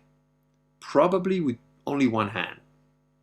One hand behind my back, can use my legs and my arm. I can probably bitch slap your average martial artist on the planet. So out of 1 million people, probably half of them I can kick their ass without breaking a sweat. Of the remaining half, let's say 50%, so we're talking about 500,000 people, I am in the top part of that 500,000 people. Again, it's a numbers thing. I've been doing martial arts for decades, and I did martial arts for decades at a high level in karate, and then I met a bunch of people that I couldn't touch, and then I trained with them, and the top guys in that field, I still can't do shit to them. But everybody below them, I'm there or thereabouts. And how many people that do that weird martial art that nobody knows anything about? We're talking thousands, maybe tens of thousands at most. And in those tens of thousands, I'm not the top guy, I'm not the best guy, but I'm, not the bottom guy. I'm in the top 50% of the people that are, good, let's say. So where does that put me? That puts me in the 0.00001% of martial artists. So that's the maths. But when somebody asks me, I don't go like, I'm in the 0.00. I'm like, yeah, I'm in the top 1%, I'd say. And the same goes for a bunch of other things that I've spent decades doing that most of you know nothing about because, whatever, it doesn't matter. So the fact that most of you think I'm an arrogant bastard is kind of by design, because those of you that are like, think, oh, well, he's very arrogant. Oh, yeah, fuck off. I don't need you in my life, Those of you that can sort of like, well, let's see, just because he looks like an arrogant bastard, just because he acts like an arrogant bastard, but maybe he actually knows what he's doing. And again, like a guy either pretending or being actually arrogant has never particularly put me off, unless it's immediately obvious that he's an idiot, as in he says he can and he really can't. That will put you off. But,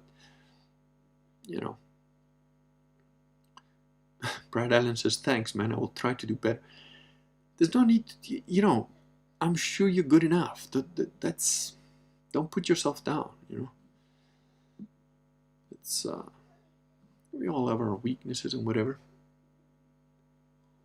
I can hear the various monkeys.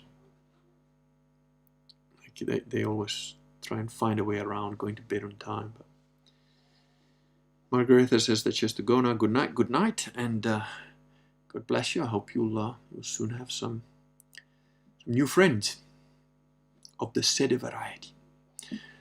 Okay, well, guys, like I said, if you want to go a little bit more, tell me what you want to talk about, or what you want me to talk about.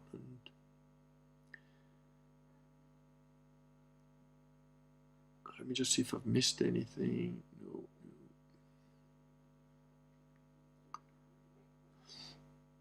No.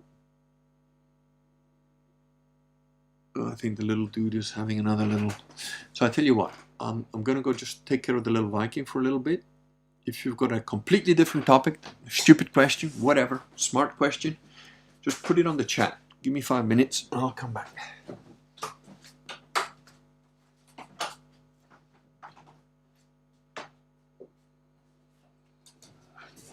I need the light.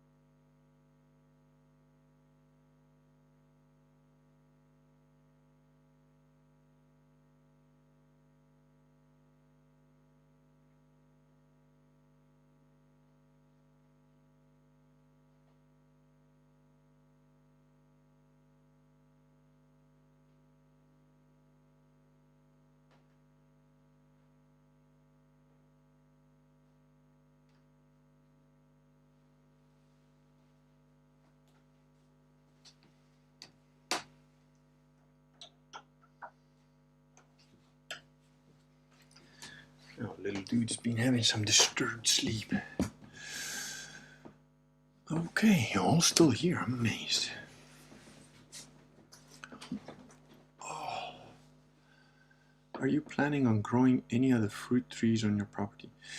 Fruit trees take quite a long time, and we've got quite a few. We've got these rowan berries, we've got figs, we've got cherries, we've got some peaches, we've got some pears. So, you know, we've got quite a few things. So it's not a priority at all, but, you know, in due course, I suppose. We've got walnuts, you know, so we've got stuff. Son of a Gun says how to cleanse the church of Marxist subverters. You don't. The church is too far gone, so you just rebuild the original church. You become a proper Catholic, you become a proper sede, you ignore the Novus Ordo, you fight them on every turn, and you call them out at every turn, blatantly, like a proper crusader. You don't hide, you don't pretend it like, hey, but no, maybe. No. If you're a supposed priest of the supposed Catholic Church, the Novus Orcos, you're an orc, you're a Satanist, you're a Freemason, you're a liar, you're a deceiver.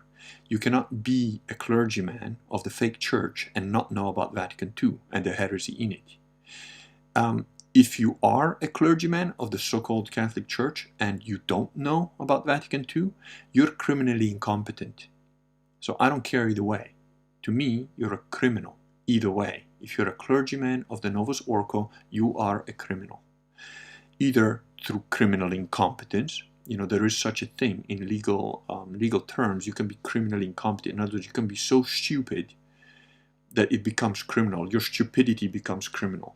Your sloth, your inability to know your own job, to the point where, you know, if you're going to be a guy who drives on the pavement, you say, no, but I'm a bus driver, but you drive on the pavement because you're so stupid you can't drive a bus properly.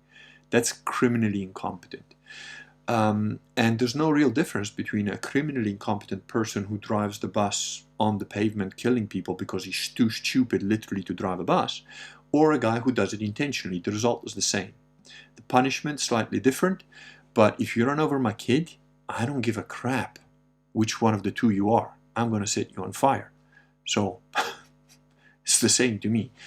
Any clergyman of the Novus Ordo Church who dares to even approach me he's gonna get both battles to his face, in terms of like, you're a liar, you're a deceiver. What do you have to say about Vatican II? What do you have to say for yourself? Huh? You supporter of pedophiles. Give them no quarter whatsoever. And the churchians, the nominal Catholics that attend such churches and call themselves Catholic, you know, then you gotta sort of pick the individual a little bit, but, you know, drop your seeds. Don't be quiet. Don't just sort of like, oh, well, you attend the Novus Ordo Church, but they're full of heretics. They're not Catholics. They're no more Catholic than an Eskimo. In fact, they're less Catholic than an Eskimo. An Eskimo is potentially innocent of knowing about the Catholic Church. You're supposed to know. You call yourself a Catholic? How many documents are in Vatican II? How many of them contain direct heresy? Do you know what the Code of Canon Law of 1917 is? Do you know what the encyclical of Pope Pius X are? But you call yourself a Catholic. Again, I refer back to, I'm an NBA player, or, you know, I'm an African pygmy. No, I'm not. It doesn't matter what you call yourself. Prove it.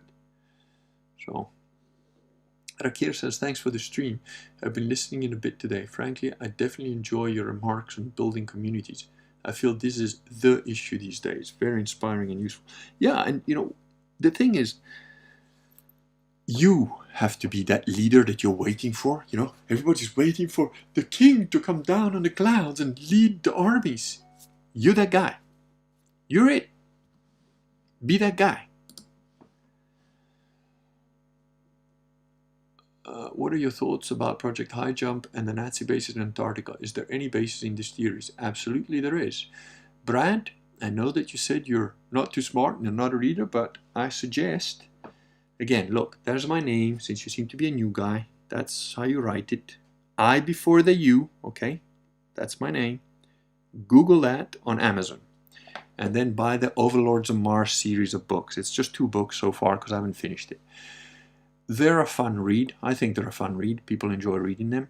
And it explains, although it's fiction, it tells you what's really going on. And in fact, I wrote this book, the first book, I wrote it over 10 years ago, and it's it's proving to be more fact than fiction. There wasn't a lot of fiction to begin with in it, but there's even less. And I'm now being convinced that some of the stuff I wrote in there is really, sometimes art is a precognition of what's coming. So Sylvester Rep. Oh, also video number 3. If you go to my video channels, like where you're on now, it's video number 3. It might be a little bit out of sequence right at the beginning. I talk about the Nazis and so on. So and I've done a few videos. Just scroll through the videos. Usually the title of my videos is pretty self-explanatory. Sylvester Rep says, any thoughts on Miles Matthews ranting on everything being CIA and your charge exposure affecting your health? Yeah, his science is way better than mainstream, just not sure where to draw the line. Miles Matthews is a very smart guy, and he definitely has some good stuff, but he's not right about everything. He is wrong about some things.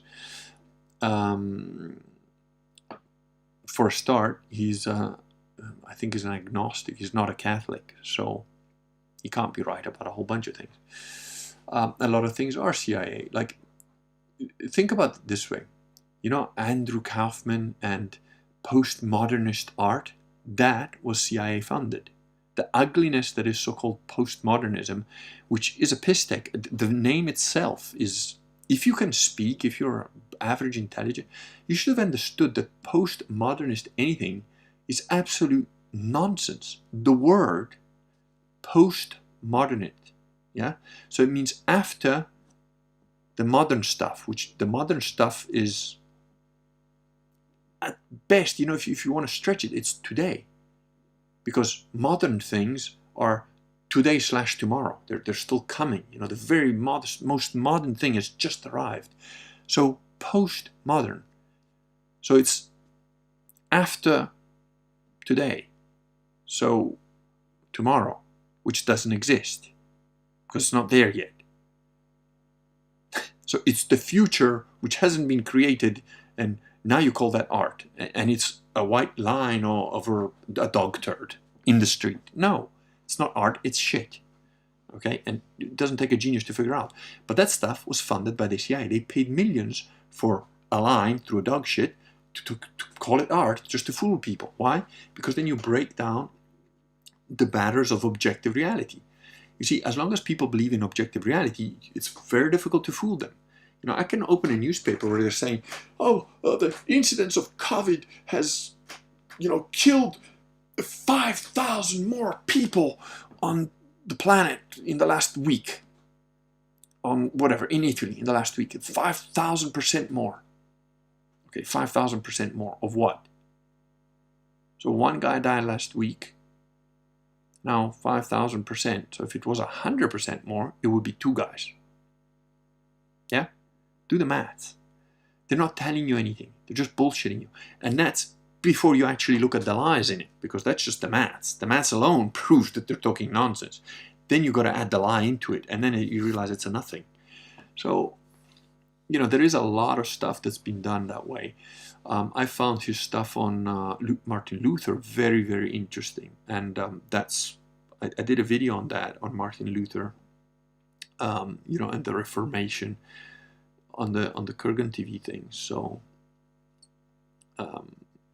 sometimes it's difficult where to draw the line if you're not able to yourself do the primary research or do the maths or do, I bought his book, Miles Matthews' book on the light, I think it's called. It's one with the red cover, and it's great, it's good, but I need to have the time to refresh my calculus, because I did calculus 20 something years ago.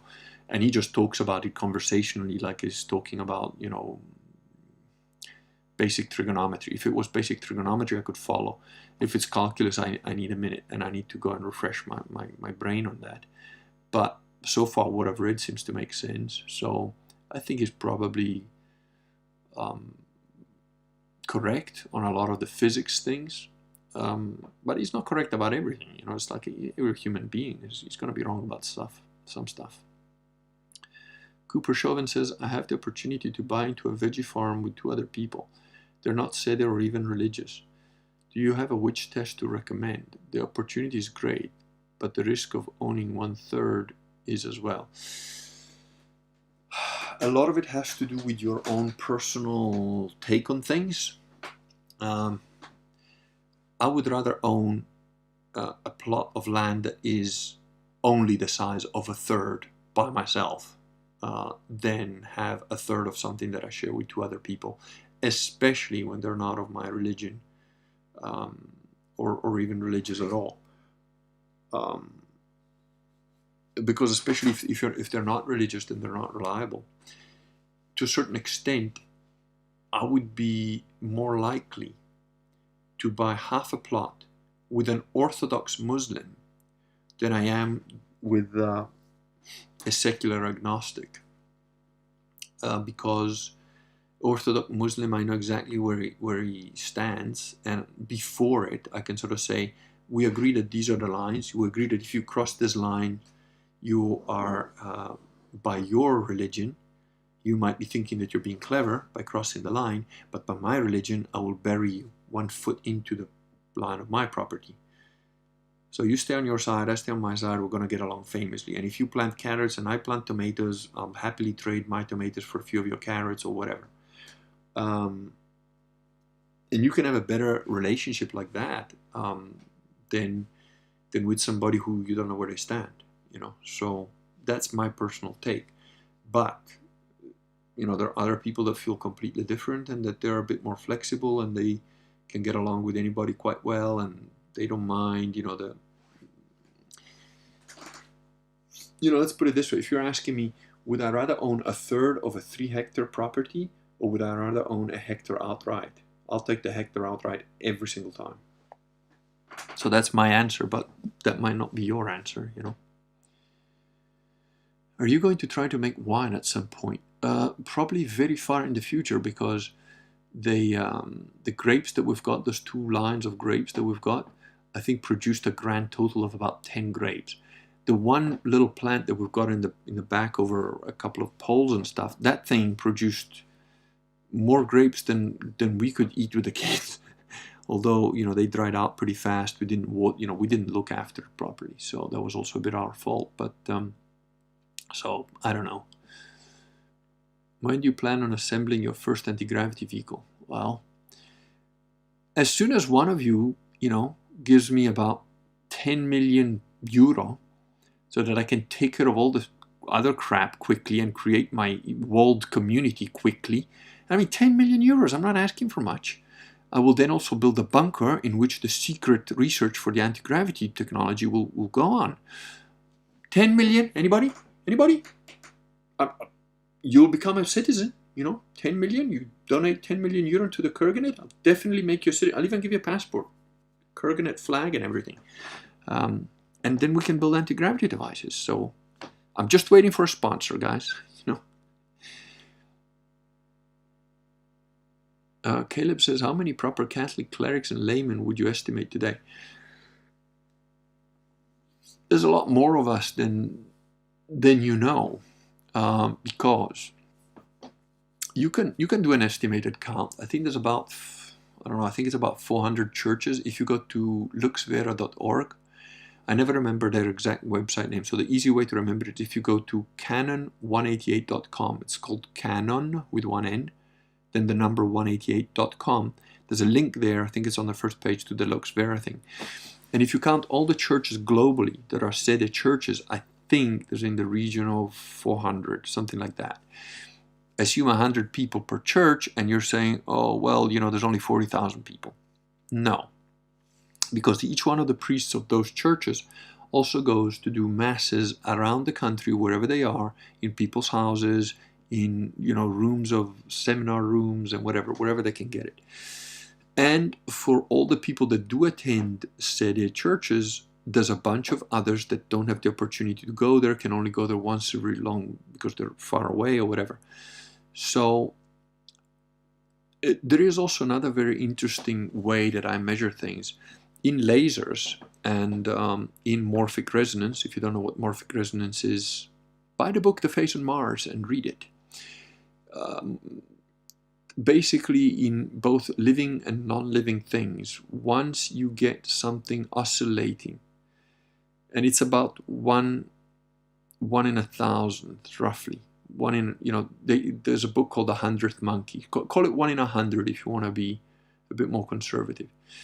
But certainly between 1 in 1,000 and 3%. So let's say between 0.1 and 3%, somewhere in there, whether it's living or non-living organisms or, supposedly dead matter, once it starts oscillating or having a resonance at the same frequency, the rest of it spontaneously flips. So if there's 1.2 or call it 1.5 billion nominal Catholics on Earth, if those numbers hold right, then again, I don't want to think, but if you, oops, what am I doing?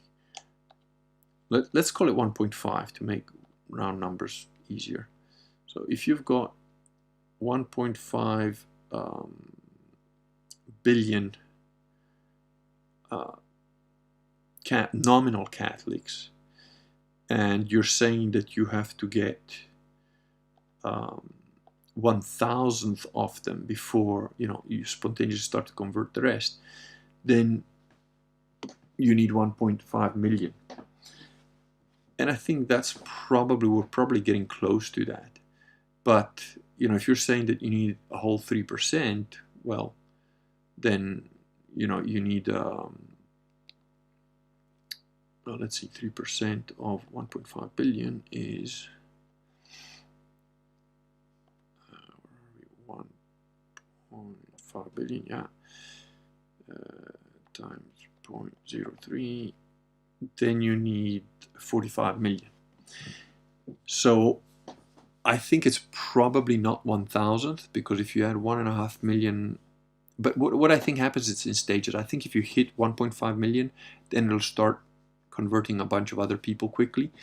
But definitely if we ever hit 45, 50 million sedevacantists, then I think that will be a tide changer. That will change a bunch of other people. And I think the stuff that's going on is going to help accelerate that. So I hope that gives you a rough guideline. That's what if you're asking me how many people, I would say there's definitely probably not 45 million of them. I would estimate that there's probably about 1 million, I would say, sedevacantists or sedevacantist adjacent, or thinking about it, or I want to be a sedevacantist but I haven't got baptized yet because I can't, because I'm far away or whatever. Keep in mind that just my little book Believe got me like dozens of people that wrote to me that they got baptized, went through the whole process to become proper Catholics. And that's just one little guide. I don't advertise it, I don't market it, I've always been crap at marketing, so I hope that answers your question. Sylvester Rep says, got it, appreciate the answer. Yeah, that's why I asked. It would take me at least 2 years to do the primary research myself and understand all the math. Yeah, but sometimes it's worth it.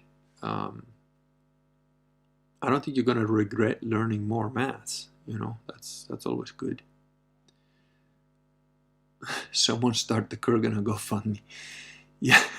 I remember, you just reminded me, Vox in one of his dark streams a couple of years ago said like, oh, somebody's like talking about like crowdfunding the Kurgan, and he goes, oh, that's a scary thought. Imagine the Kurgan doing stretch goals, and if we hit $1 million, we can have 2 nuclear devices to take out our enemies. So he knows me quite well. Sylvester Rep, that would be my dream too, just to research and build esoteric tech. The electricity stuff is so fascinating. It is. I'd say be careful, because people that succeed in that very well often get a visit by men in sunglasses, let's call them. And sometimes they don't talk to you, they just get rid of you, depending on how successful you are. So I agree, it's very fascinating stuff. But build that bunker first, or once the Kurgan gets the 10 million and we've built the underground bunker in which to do our research, then come join us. That's going to be going on, separately.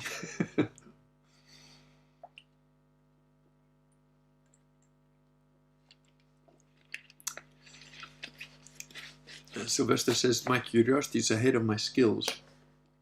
It always will be. I was looking at my son today, and he's very stubborn. but I'm trying to gauge it. You know, he's a Taurus, so my brother's a Taurus. I know the Taurus mind. They are a stubborn people. I don't care what people say about, you know, horoscopes or nonsense. No, he's a Taurus, so he's stubborn by default. But there's a certain nobility to his stubbornness. He just does not respond to any kind of emotional blackmail, no matter how couched in, like, you know, funny joke, haha. He's just like, nah. And I'm like so happy about that. And my little girl, the baby, she's the same. And I thought that's awesome. You know, they're like, I want water, or give me, you know, the food. And like, are you gonna give me a kiss? You know, the mother especially, you know, oh, give me a kiss, say you love me, sort of thing. And I'm like, just watching. The little Viking's like, no. Or like, give me the water. You know, like, yes, boy, you'll be a hit. And but the funny thing is, even the little girl is like that, and that's great.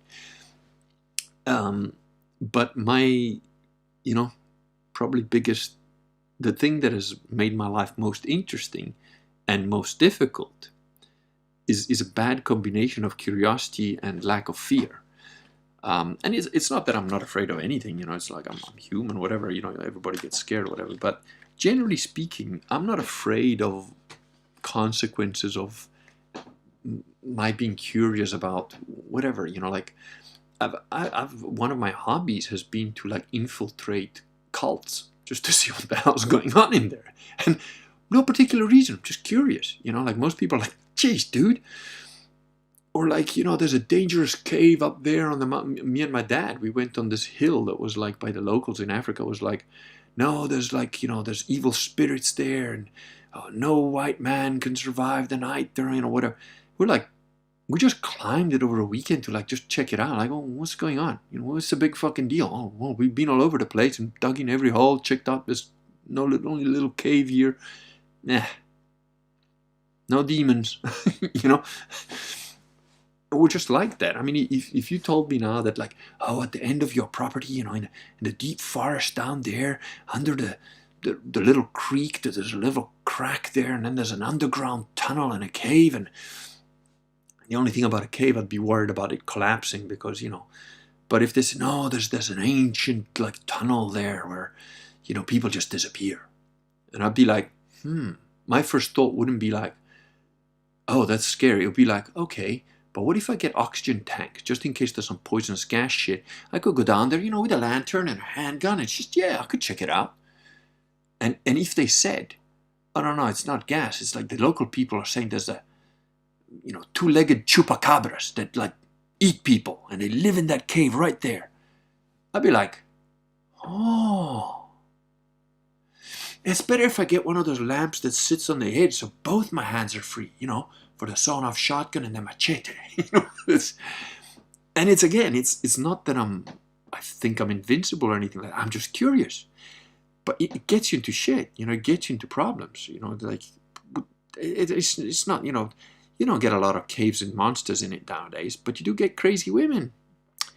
And, you know, maybe a pretty crazy woman. You're like, yeah, she's crazy. Oh, yeah, she's killed 3 people, but she's hot. You know, it's kind of like, I want to check it out. You know, it'll get you into trouble.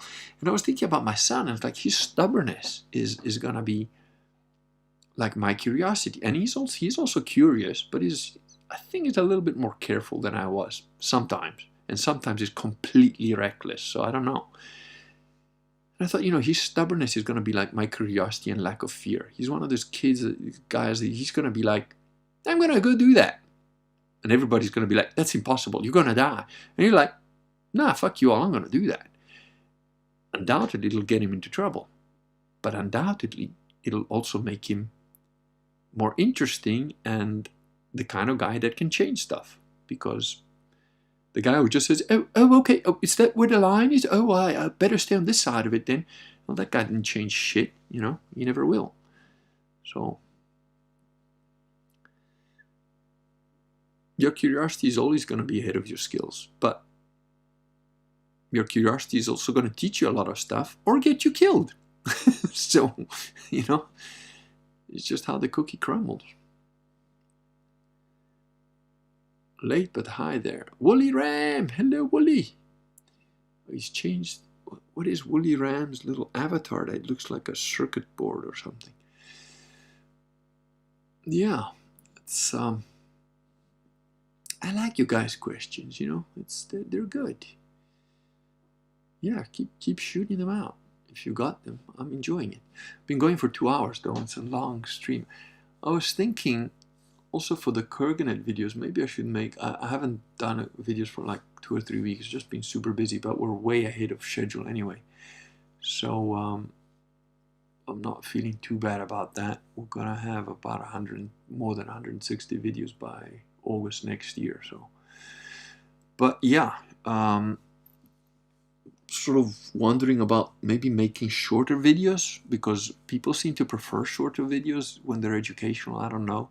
I try and make them, you know, I try and give you more information, so they end up being a bit longer, but I don't really know what people prefer. Maybe I should find out from you guys, those of you that are members. Sounds like a fun kid. He's hilarious. I mean, like we went to the park the other day, and there was another couple there with like a little kid, and I saw them, you know, they had their kid on the slide, and then my kid went on the slide, and I was like, you know, quickly try to run there before something happens. And the parents were like, oh, he's your son, he's spericolato, which is reckless, I suppose, because it's a pretty big slide, and he's got a nice woolly jumper on it, which makes the slide faster. And you know, his trousers are not as slidey as his woolly jumper. So what's he do? Head first, and he comes off that slide like literally, like, you know, like has to land with his hands to like not smash his face on the ground. So now he's done that twice, laughing his ass off. And now their kid is trying to copy him, but their kid is a bit smaller, and it's a girl, and they're like, "No, darling." I'm like, sorry, you know, he's just, and they're like looking at me like, but this guy's a wild beast. And I'm like, yeah, you don't know the half of it, man. I mean, what does he do? What did he do? He's doing some, and plus, you know, we kind of play fight, and I guess that's my fault, because when he was small, I used to like do that with him, and now he's like, he jumps at you with total recklessness. I mean, like knees, elbows, he's like throws himself. He's already, you know, I'm kind of using it, to be fair, to like, you know, teach him a little bit of how to move and how to escape. And sometimes I like grab him a bit to like make him struggle for it and see. But yeah, he's. Caleb says that he appreciates it and he'd be taking the long trek home soon. You see, like Caleb's another guy who's got a discipline that, man, if I could teleport Caleb here to like pick my olives, I would do it like that. Honestly, that man has got a discipline and a strength of character that I don't think he understands, and it's a shame. And Brad, I suspect you might be the same. I'd give you a nuke in a heartbeat to take my money. I'll buy all your books. Well, thank you, Brad. That's, you know, frankly, that's the best thing you can do, really. And if you want to be part of the Kurganet, once I've set it up, it's going to be set up in a way that anybody that invests in it, there is a way, and I don't know what it is, but there is a way that people who buy property in Italy can get some kind of a visa or some kind of a residence. So I don't know exactly how that works, but that is a thing. So if we can do a situation where people that buy a piece of it can become residents, I'll definitely try and look into that down the line. But, you know, again, we're talking months, and I'm thinking probably the likelihood in today's money, which might change tomorrow, I'm thinking, realistically speaking, you're probably going to need an investment of about 50 grand to like buy a piece of like what I'm hoping that we can do, which I don't know yet if we can, which would be like a probably 30 square meter tiny home in a community, within a community of other 30 square meter little homes. That would, I would guess, at most be enough for a family with 2 small kids. You know, a couple with 2 small kids would probably be the limit in 30 square meters. But, you know, once you're there, then from there we can build other stuff, right?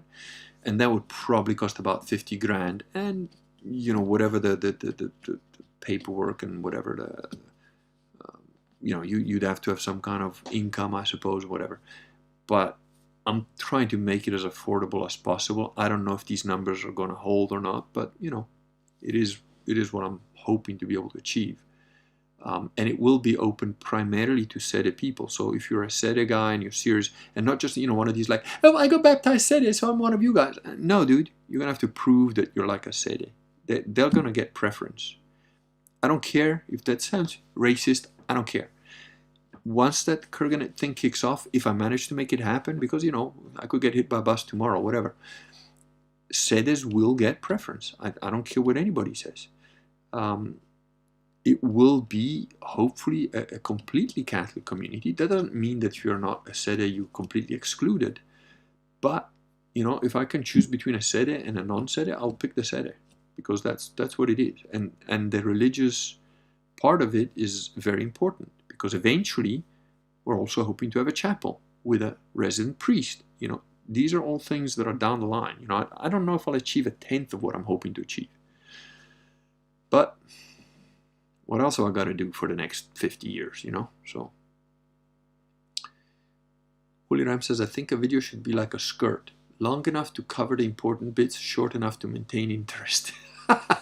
That's brilliant. Thank you, Woolly Ram. I guess I'm going to be doing 30-second videos after all. Cordell says, I'm a Pixes, I guess. That's why I'm a plumber. Pisces. That's why you're a plumber. I don't know. I don't think I've known Pisces men. I know that Pisces women are sluts and good in bed, but, you know, also quite stubborn. Caleb says, personally, I like the longer educational videos when it's an interesting topic. I want to hear as much as I can. Your Mason video and Luther video sent me down the rabbit hole. Yeah. So I don't know, you know, you can't please all of the people all the time, right? So I guess I'll keep doing what I want to do. Hello, Elia. Good evening, Kings. Oh, Margaretha was here earlier, but the other Finnish lady, she left. I think she had to look after her kid or husband or something, I don't know. But it's good that there are two, weirdly enough. I don't think there are any Sede priests in Finland, I'm not sure. But we now have to see, to answer your question about how many Sedes are there in the world. Just from my crappy little stream, there's 2 Finnish people that either Sede or want to be Sede. You know, I believe Elia's baptized already. So for every one that we know about, there's probably 100 that we don't know about. So I reckon if I had to put a guess on it, I would say about 1 million. Million something, probably. And I think when and if it hits the 1.5 million, we're going to know about it, because it's going to start to accelerate. And I've already seen it just in the last year. I've seen a bunch of Sede acceleration really grow. Little bit of a problem nowadays, in that if those of you that read my blog, you know, the 3 of you and a couple of Russian bots, know that I've recently blogged about Bishop Sanborn, which is going a little bit off the path, or a lot off the path. So that would be a problem, because he's quite a prominent bishop with quite a prominent following. But I don't care who you are. If you go off the path, you go off the path. I'm going to call you out on it, because the only reason we're in the current situation is because laymen and clergy cowardly did not do their job. So that's never going to happen as long as I'm drawing breath. If you're a clergyman and you ignore canon law, you go against canon law, you just make shit up, I'm going to call you out every time. To your face if need be. I don't care. I don't have to do it behind the screen. And Brad says, I like the long videos like the one where you got through great Catholic warriors, and that inspired me to be a Catholic. Good. Excellent. Brad, I don't know if you're one of those millennials that, you know, finds reading hurts their brain. I hope not. And if you are, change, become better, and read books. And if you get inspired by my video, I guarantee you that if you take the time to buy a book called The Crusades of Iron Men and Saints by a man called Harold Lamb, was written in the 1940s.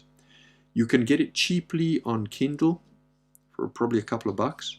Finding the hardcover or the softcover physical book is a bit harder, and it will cost you quite a lot more. But it can be done. Books, people like that. Read that book. If you're a man and you read the Crusades, and after that you still, feel nothing for being Catholic, you're either dead, completely brainwashed, or working for the enemy. It's an amazing book, and it's not fiction. That's the thing. The guy who wrote the book was some kind of fanatic about, he got paperwork from both sides at the time. He researched that he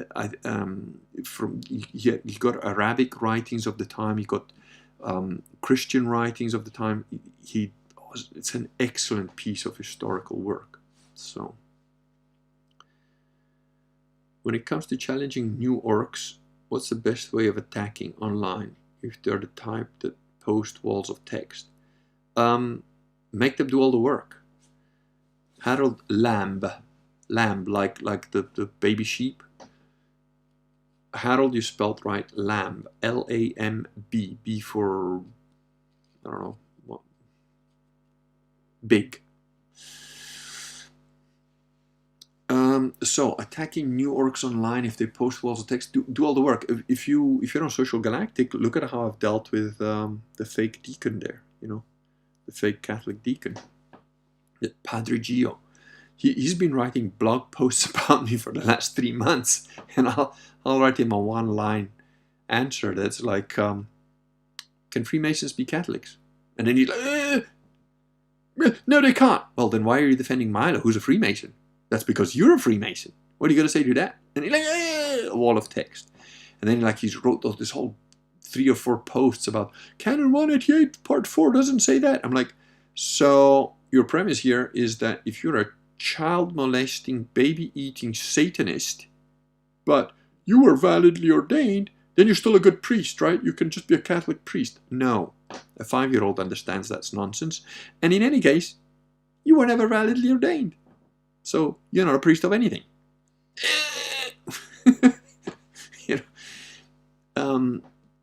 Guys who write walls of text, you're not going to change their mind.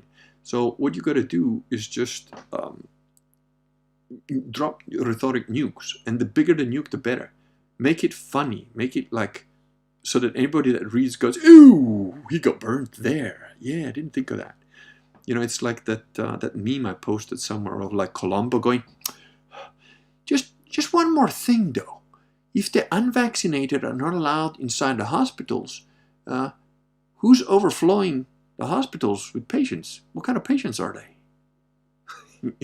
That sort of thing. It's like undeniable dialectic, but wrapped in radioactive rhetoric with a half-life of 10 million years.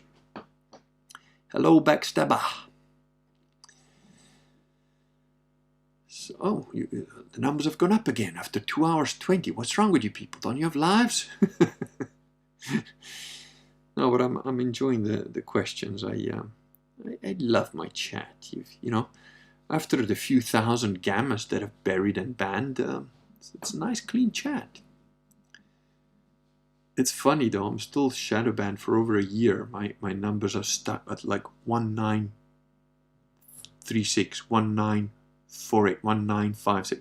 Can't break the 2,000 people follower barriers. It's just hilarious.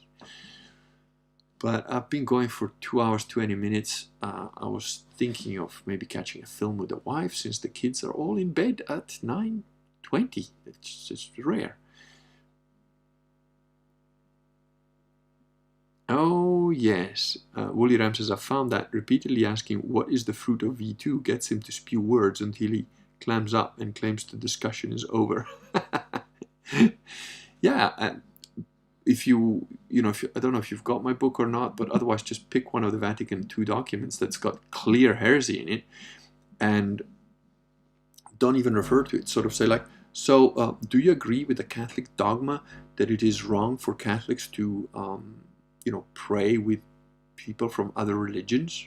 And if he says yes, then you're like, oh, so you do agree then that this document of Vatican II in point number X, whatever it is, I forget, is complete heresy, right? Right? And if he says no, then he's screwed. If he says no to begin with, he says, well, then you're not a Catholic, because that's Catholic dogma. So, get him on the dialectic. The thing about Catholicism, it's perfectly logical, it makes sense, and the logic follows throughout. That's the beauty of it. So Sylvester says, I lost patience with a friend of mine and called him a retard for 6 months. He finally got annoyed enough to try and disprove my argument, and he flipped. I got him. There you go. Persistence. That's another very good point. The Gammas rely on them saying, ha ha, I've had the last word, and flouncing off claiming victory. When they run into me, they run into, they do a wall of text, and when I've got time, I'll do a wall of text right back, destroying their thing to pieces, but not just like in a polite, oh, you said this, but I said that, because I know they're dishonest. In the Reclaiming the Catholic Church, I point out 11 things that they do. And they only have those 11 things. So once you see it, you can recognize it, and you say, oh, you've done number 2 here, number 3 here, number 4 here, number 8 there. I've done that on my blog with the Padre Gio guy. So just nail them on the facts. And once you get, like the thing that they hate, Canon 188 Part 4. And they're like, that doesn't mean... Yes, it does. Canon 188 Part 4. Canon 188 Part 4. It's like a nail. Just good done, good done, good done, good done. And you're just hammering it into their brain. And no matter what they say, Canon 188 Part 4 says exactly what it says. And that Padre Gio wrote 4 or 5 blog posts on Canon 188 doesn't actually say. And so what we did, Chad found it, I think.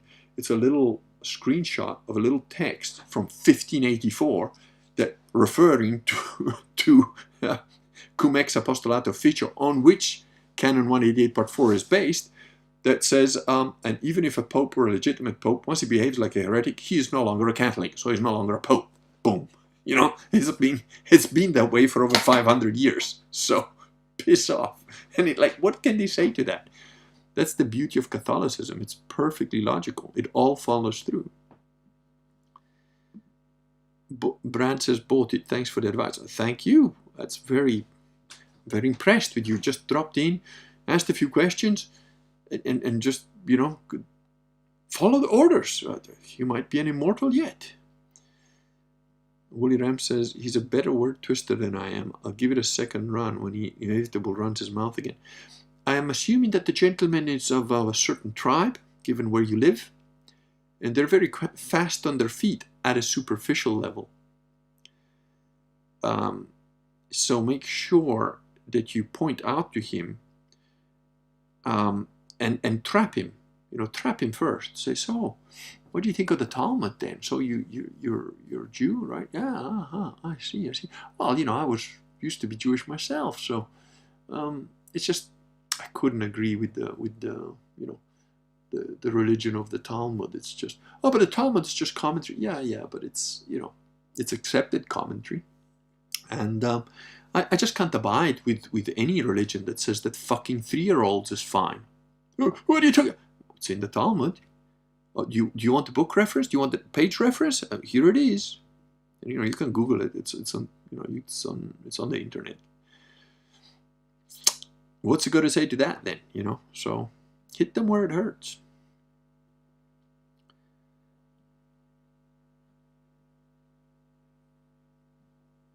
Freeman of the Sand. Phew, that's a relief. I always personally vowed that the current pope is a heretic. Didn't know it was. Dude, are you new here or something? That's what sedevacantism is. He's not even a heretic. I don't believe Bergoglio was ever a Catholic to begin with. So, it's an online dude who calls himself brother. I'd refer to him as sister, just on principle. He loves quoting the 1917 canon. Well, then he can't be a Novus Ordo, because the Novus Ordo is saying that the 1917 canon has been abrogated. And Wooly, just ping me an email. I can ping you a text that will help with whatever arguments he's got. I guess the reason no cardinal or bishop calls out the Pope's heresies, I'm told a Jesuit may not be more than a priest, is blackmail. No, it's because all the people in the Vatican are themselves Freemasons, Satanists. Seriously, Freeman on the Sand, I don't know, go to my blog, read some stuff, get Reclaiming the Catholic Church and read that if you're confused. I thought you've been here before and you kind of know what's going on, but clearly you don't. CM says, is it colder? Yeah, it is. it is cold. But guys, it's 2.5 hours pretty much. Thank you all very much for being here this long, listening to me ramble on. I really enjoy our chats. So again, thank you. Freeman says he's a Catholic as the Archbishop of Canterbury is Anglican, i.e. they're elves who hate Jesus and Christmas. There you go. Yeah. Yeah, thank you, Sylvester, and good night to all of you, and God bless you and keep you, every single one of you, immortals and not. And kind of looking forward to trying to convert the Chief of the Gammas. That's one of the things I'm going to look forward to, hopefully before Christmas. Good night, everybody, and keep happy, keep well. Remember, the worse it gets, the better it is for us. You too, Woody. Rest well. No worries, CM. You can always catch it on the rebound. Good night.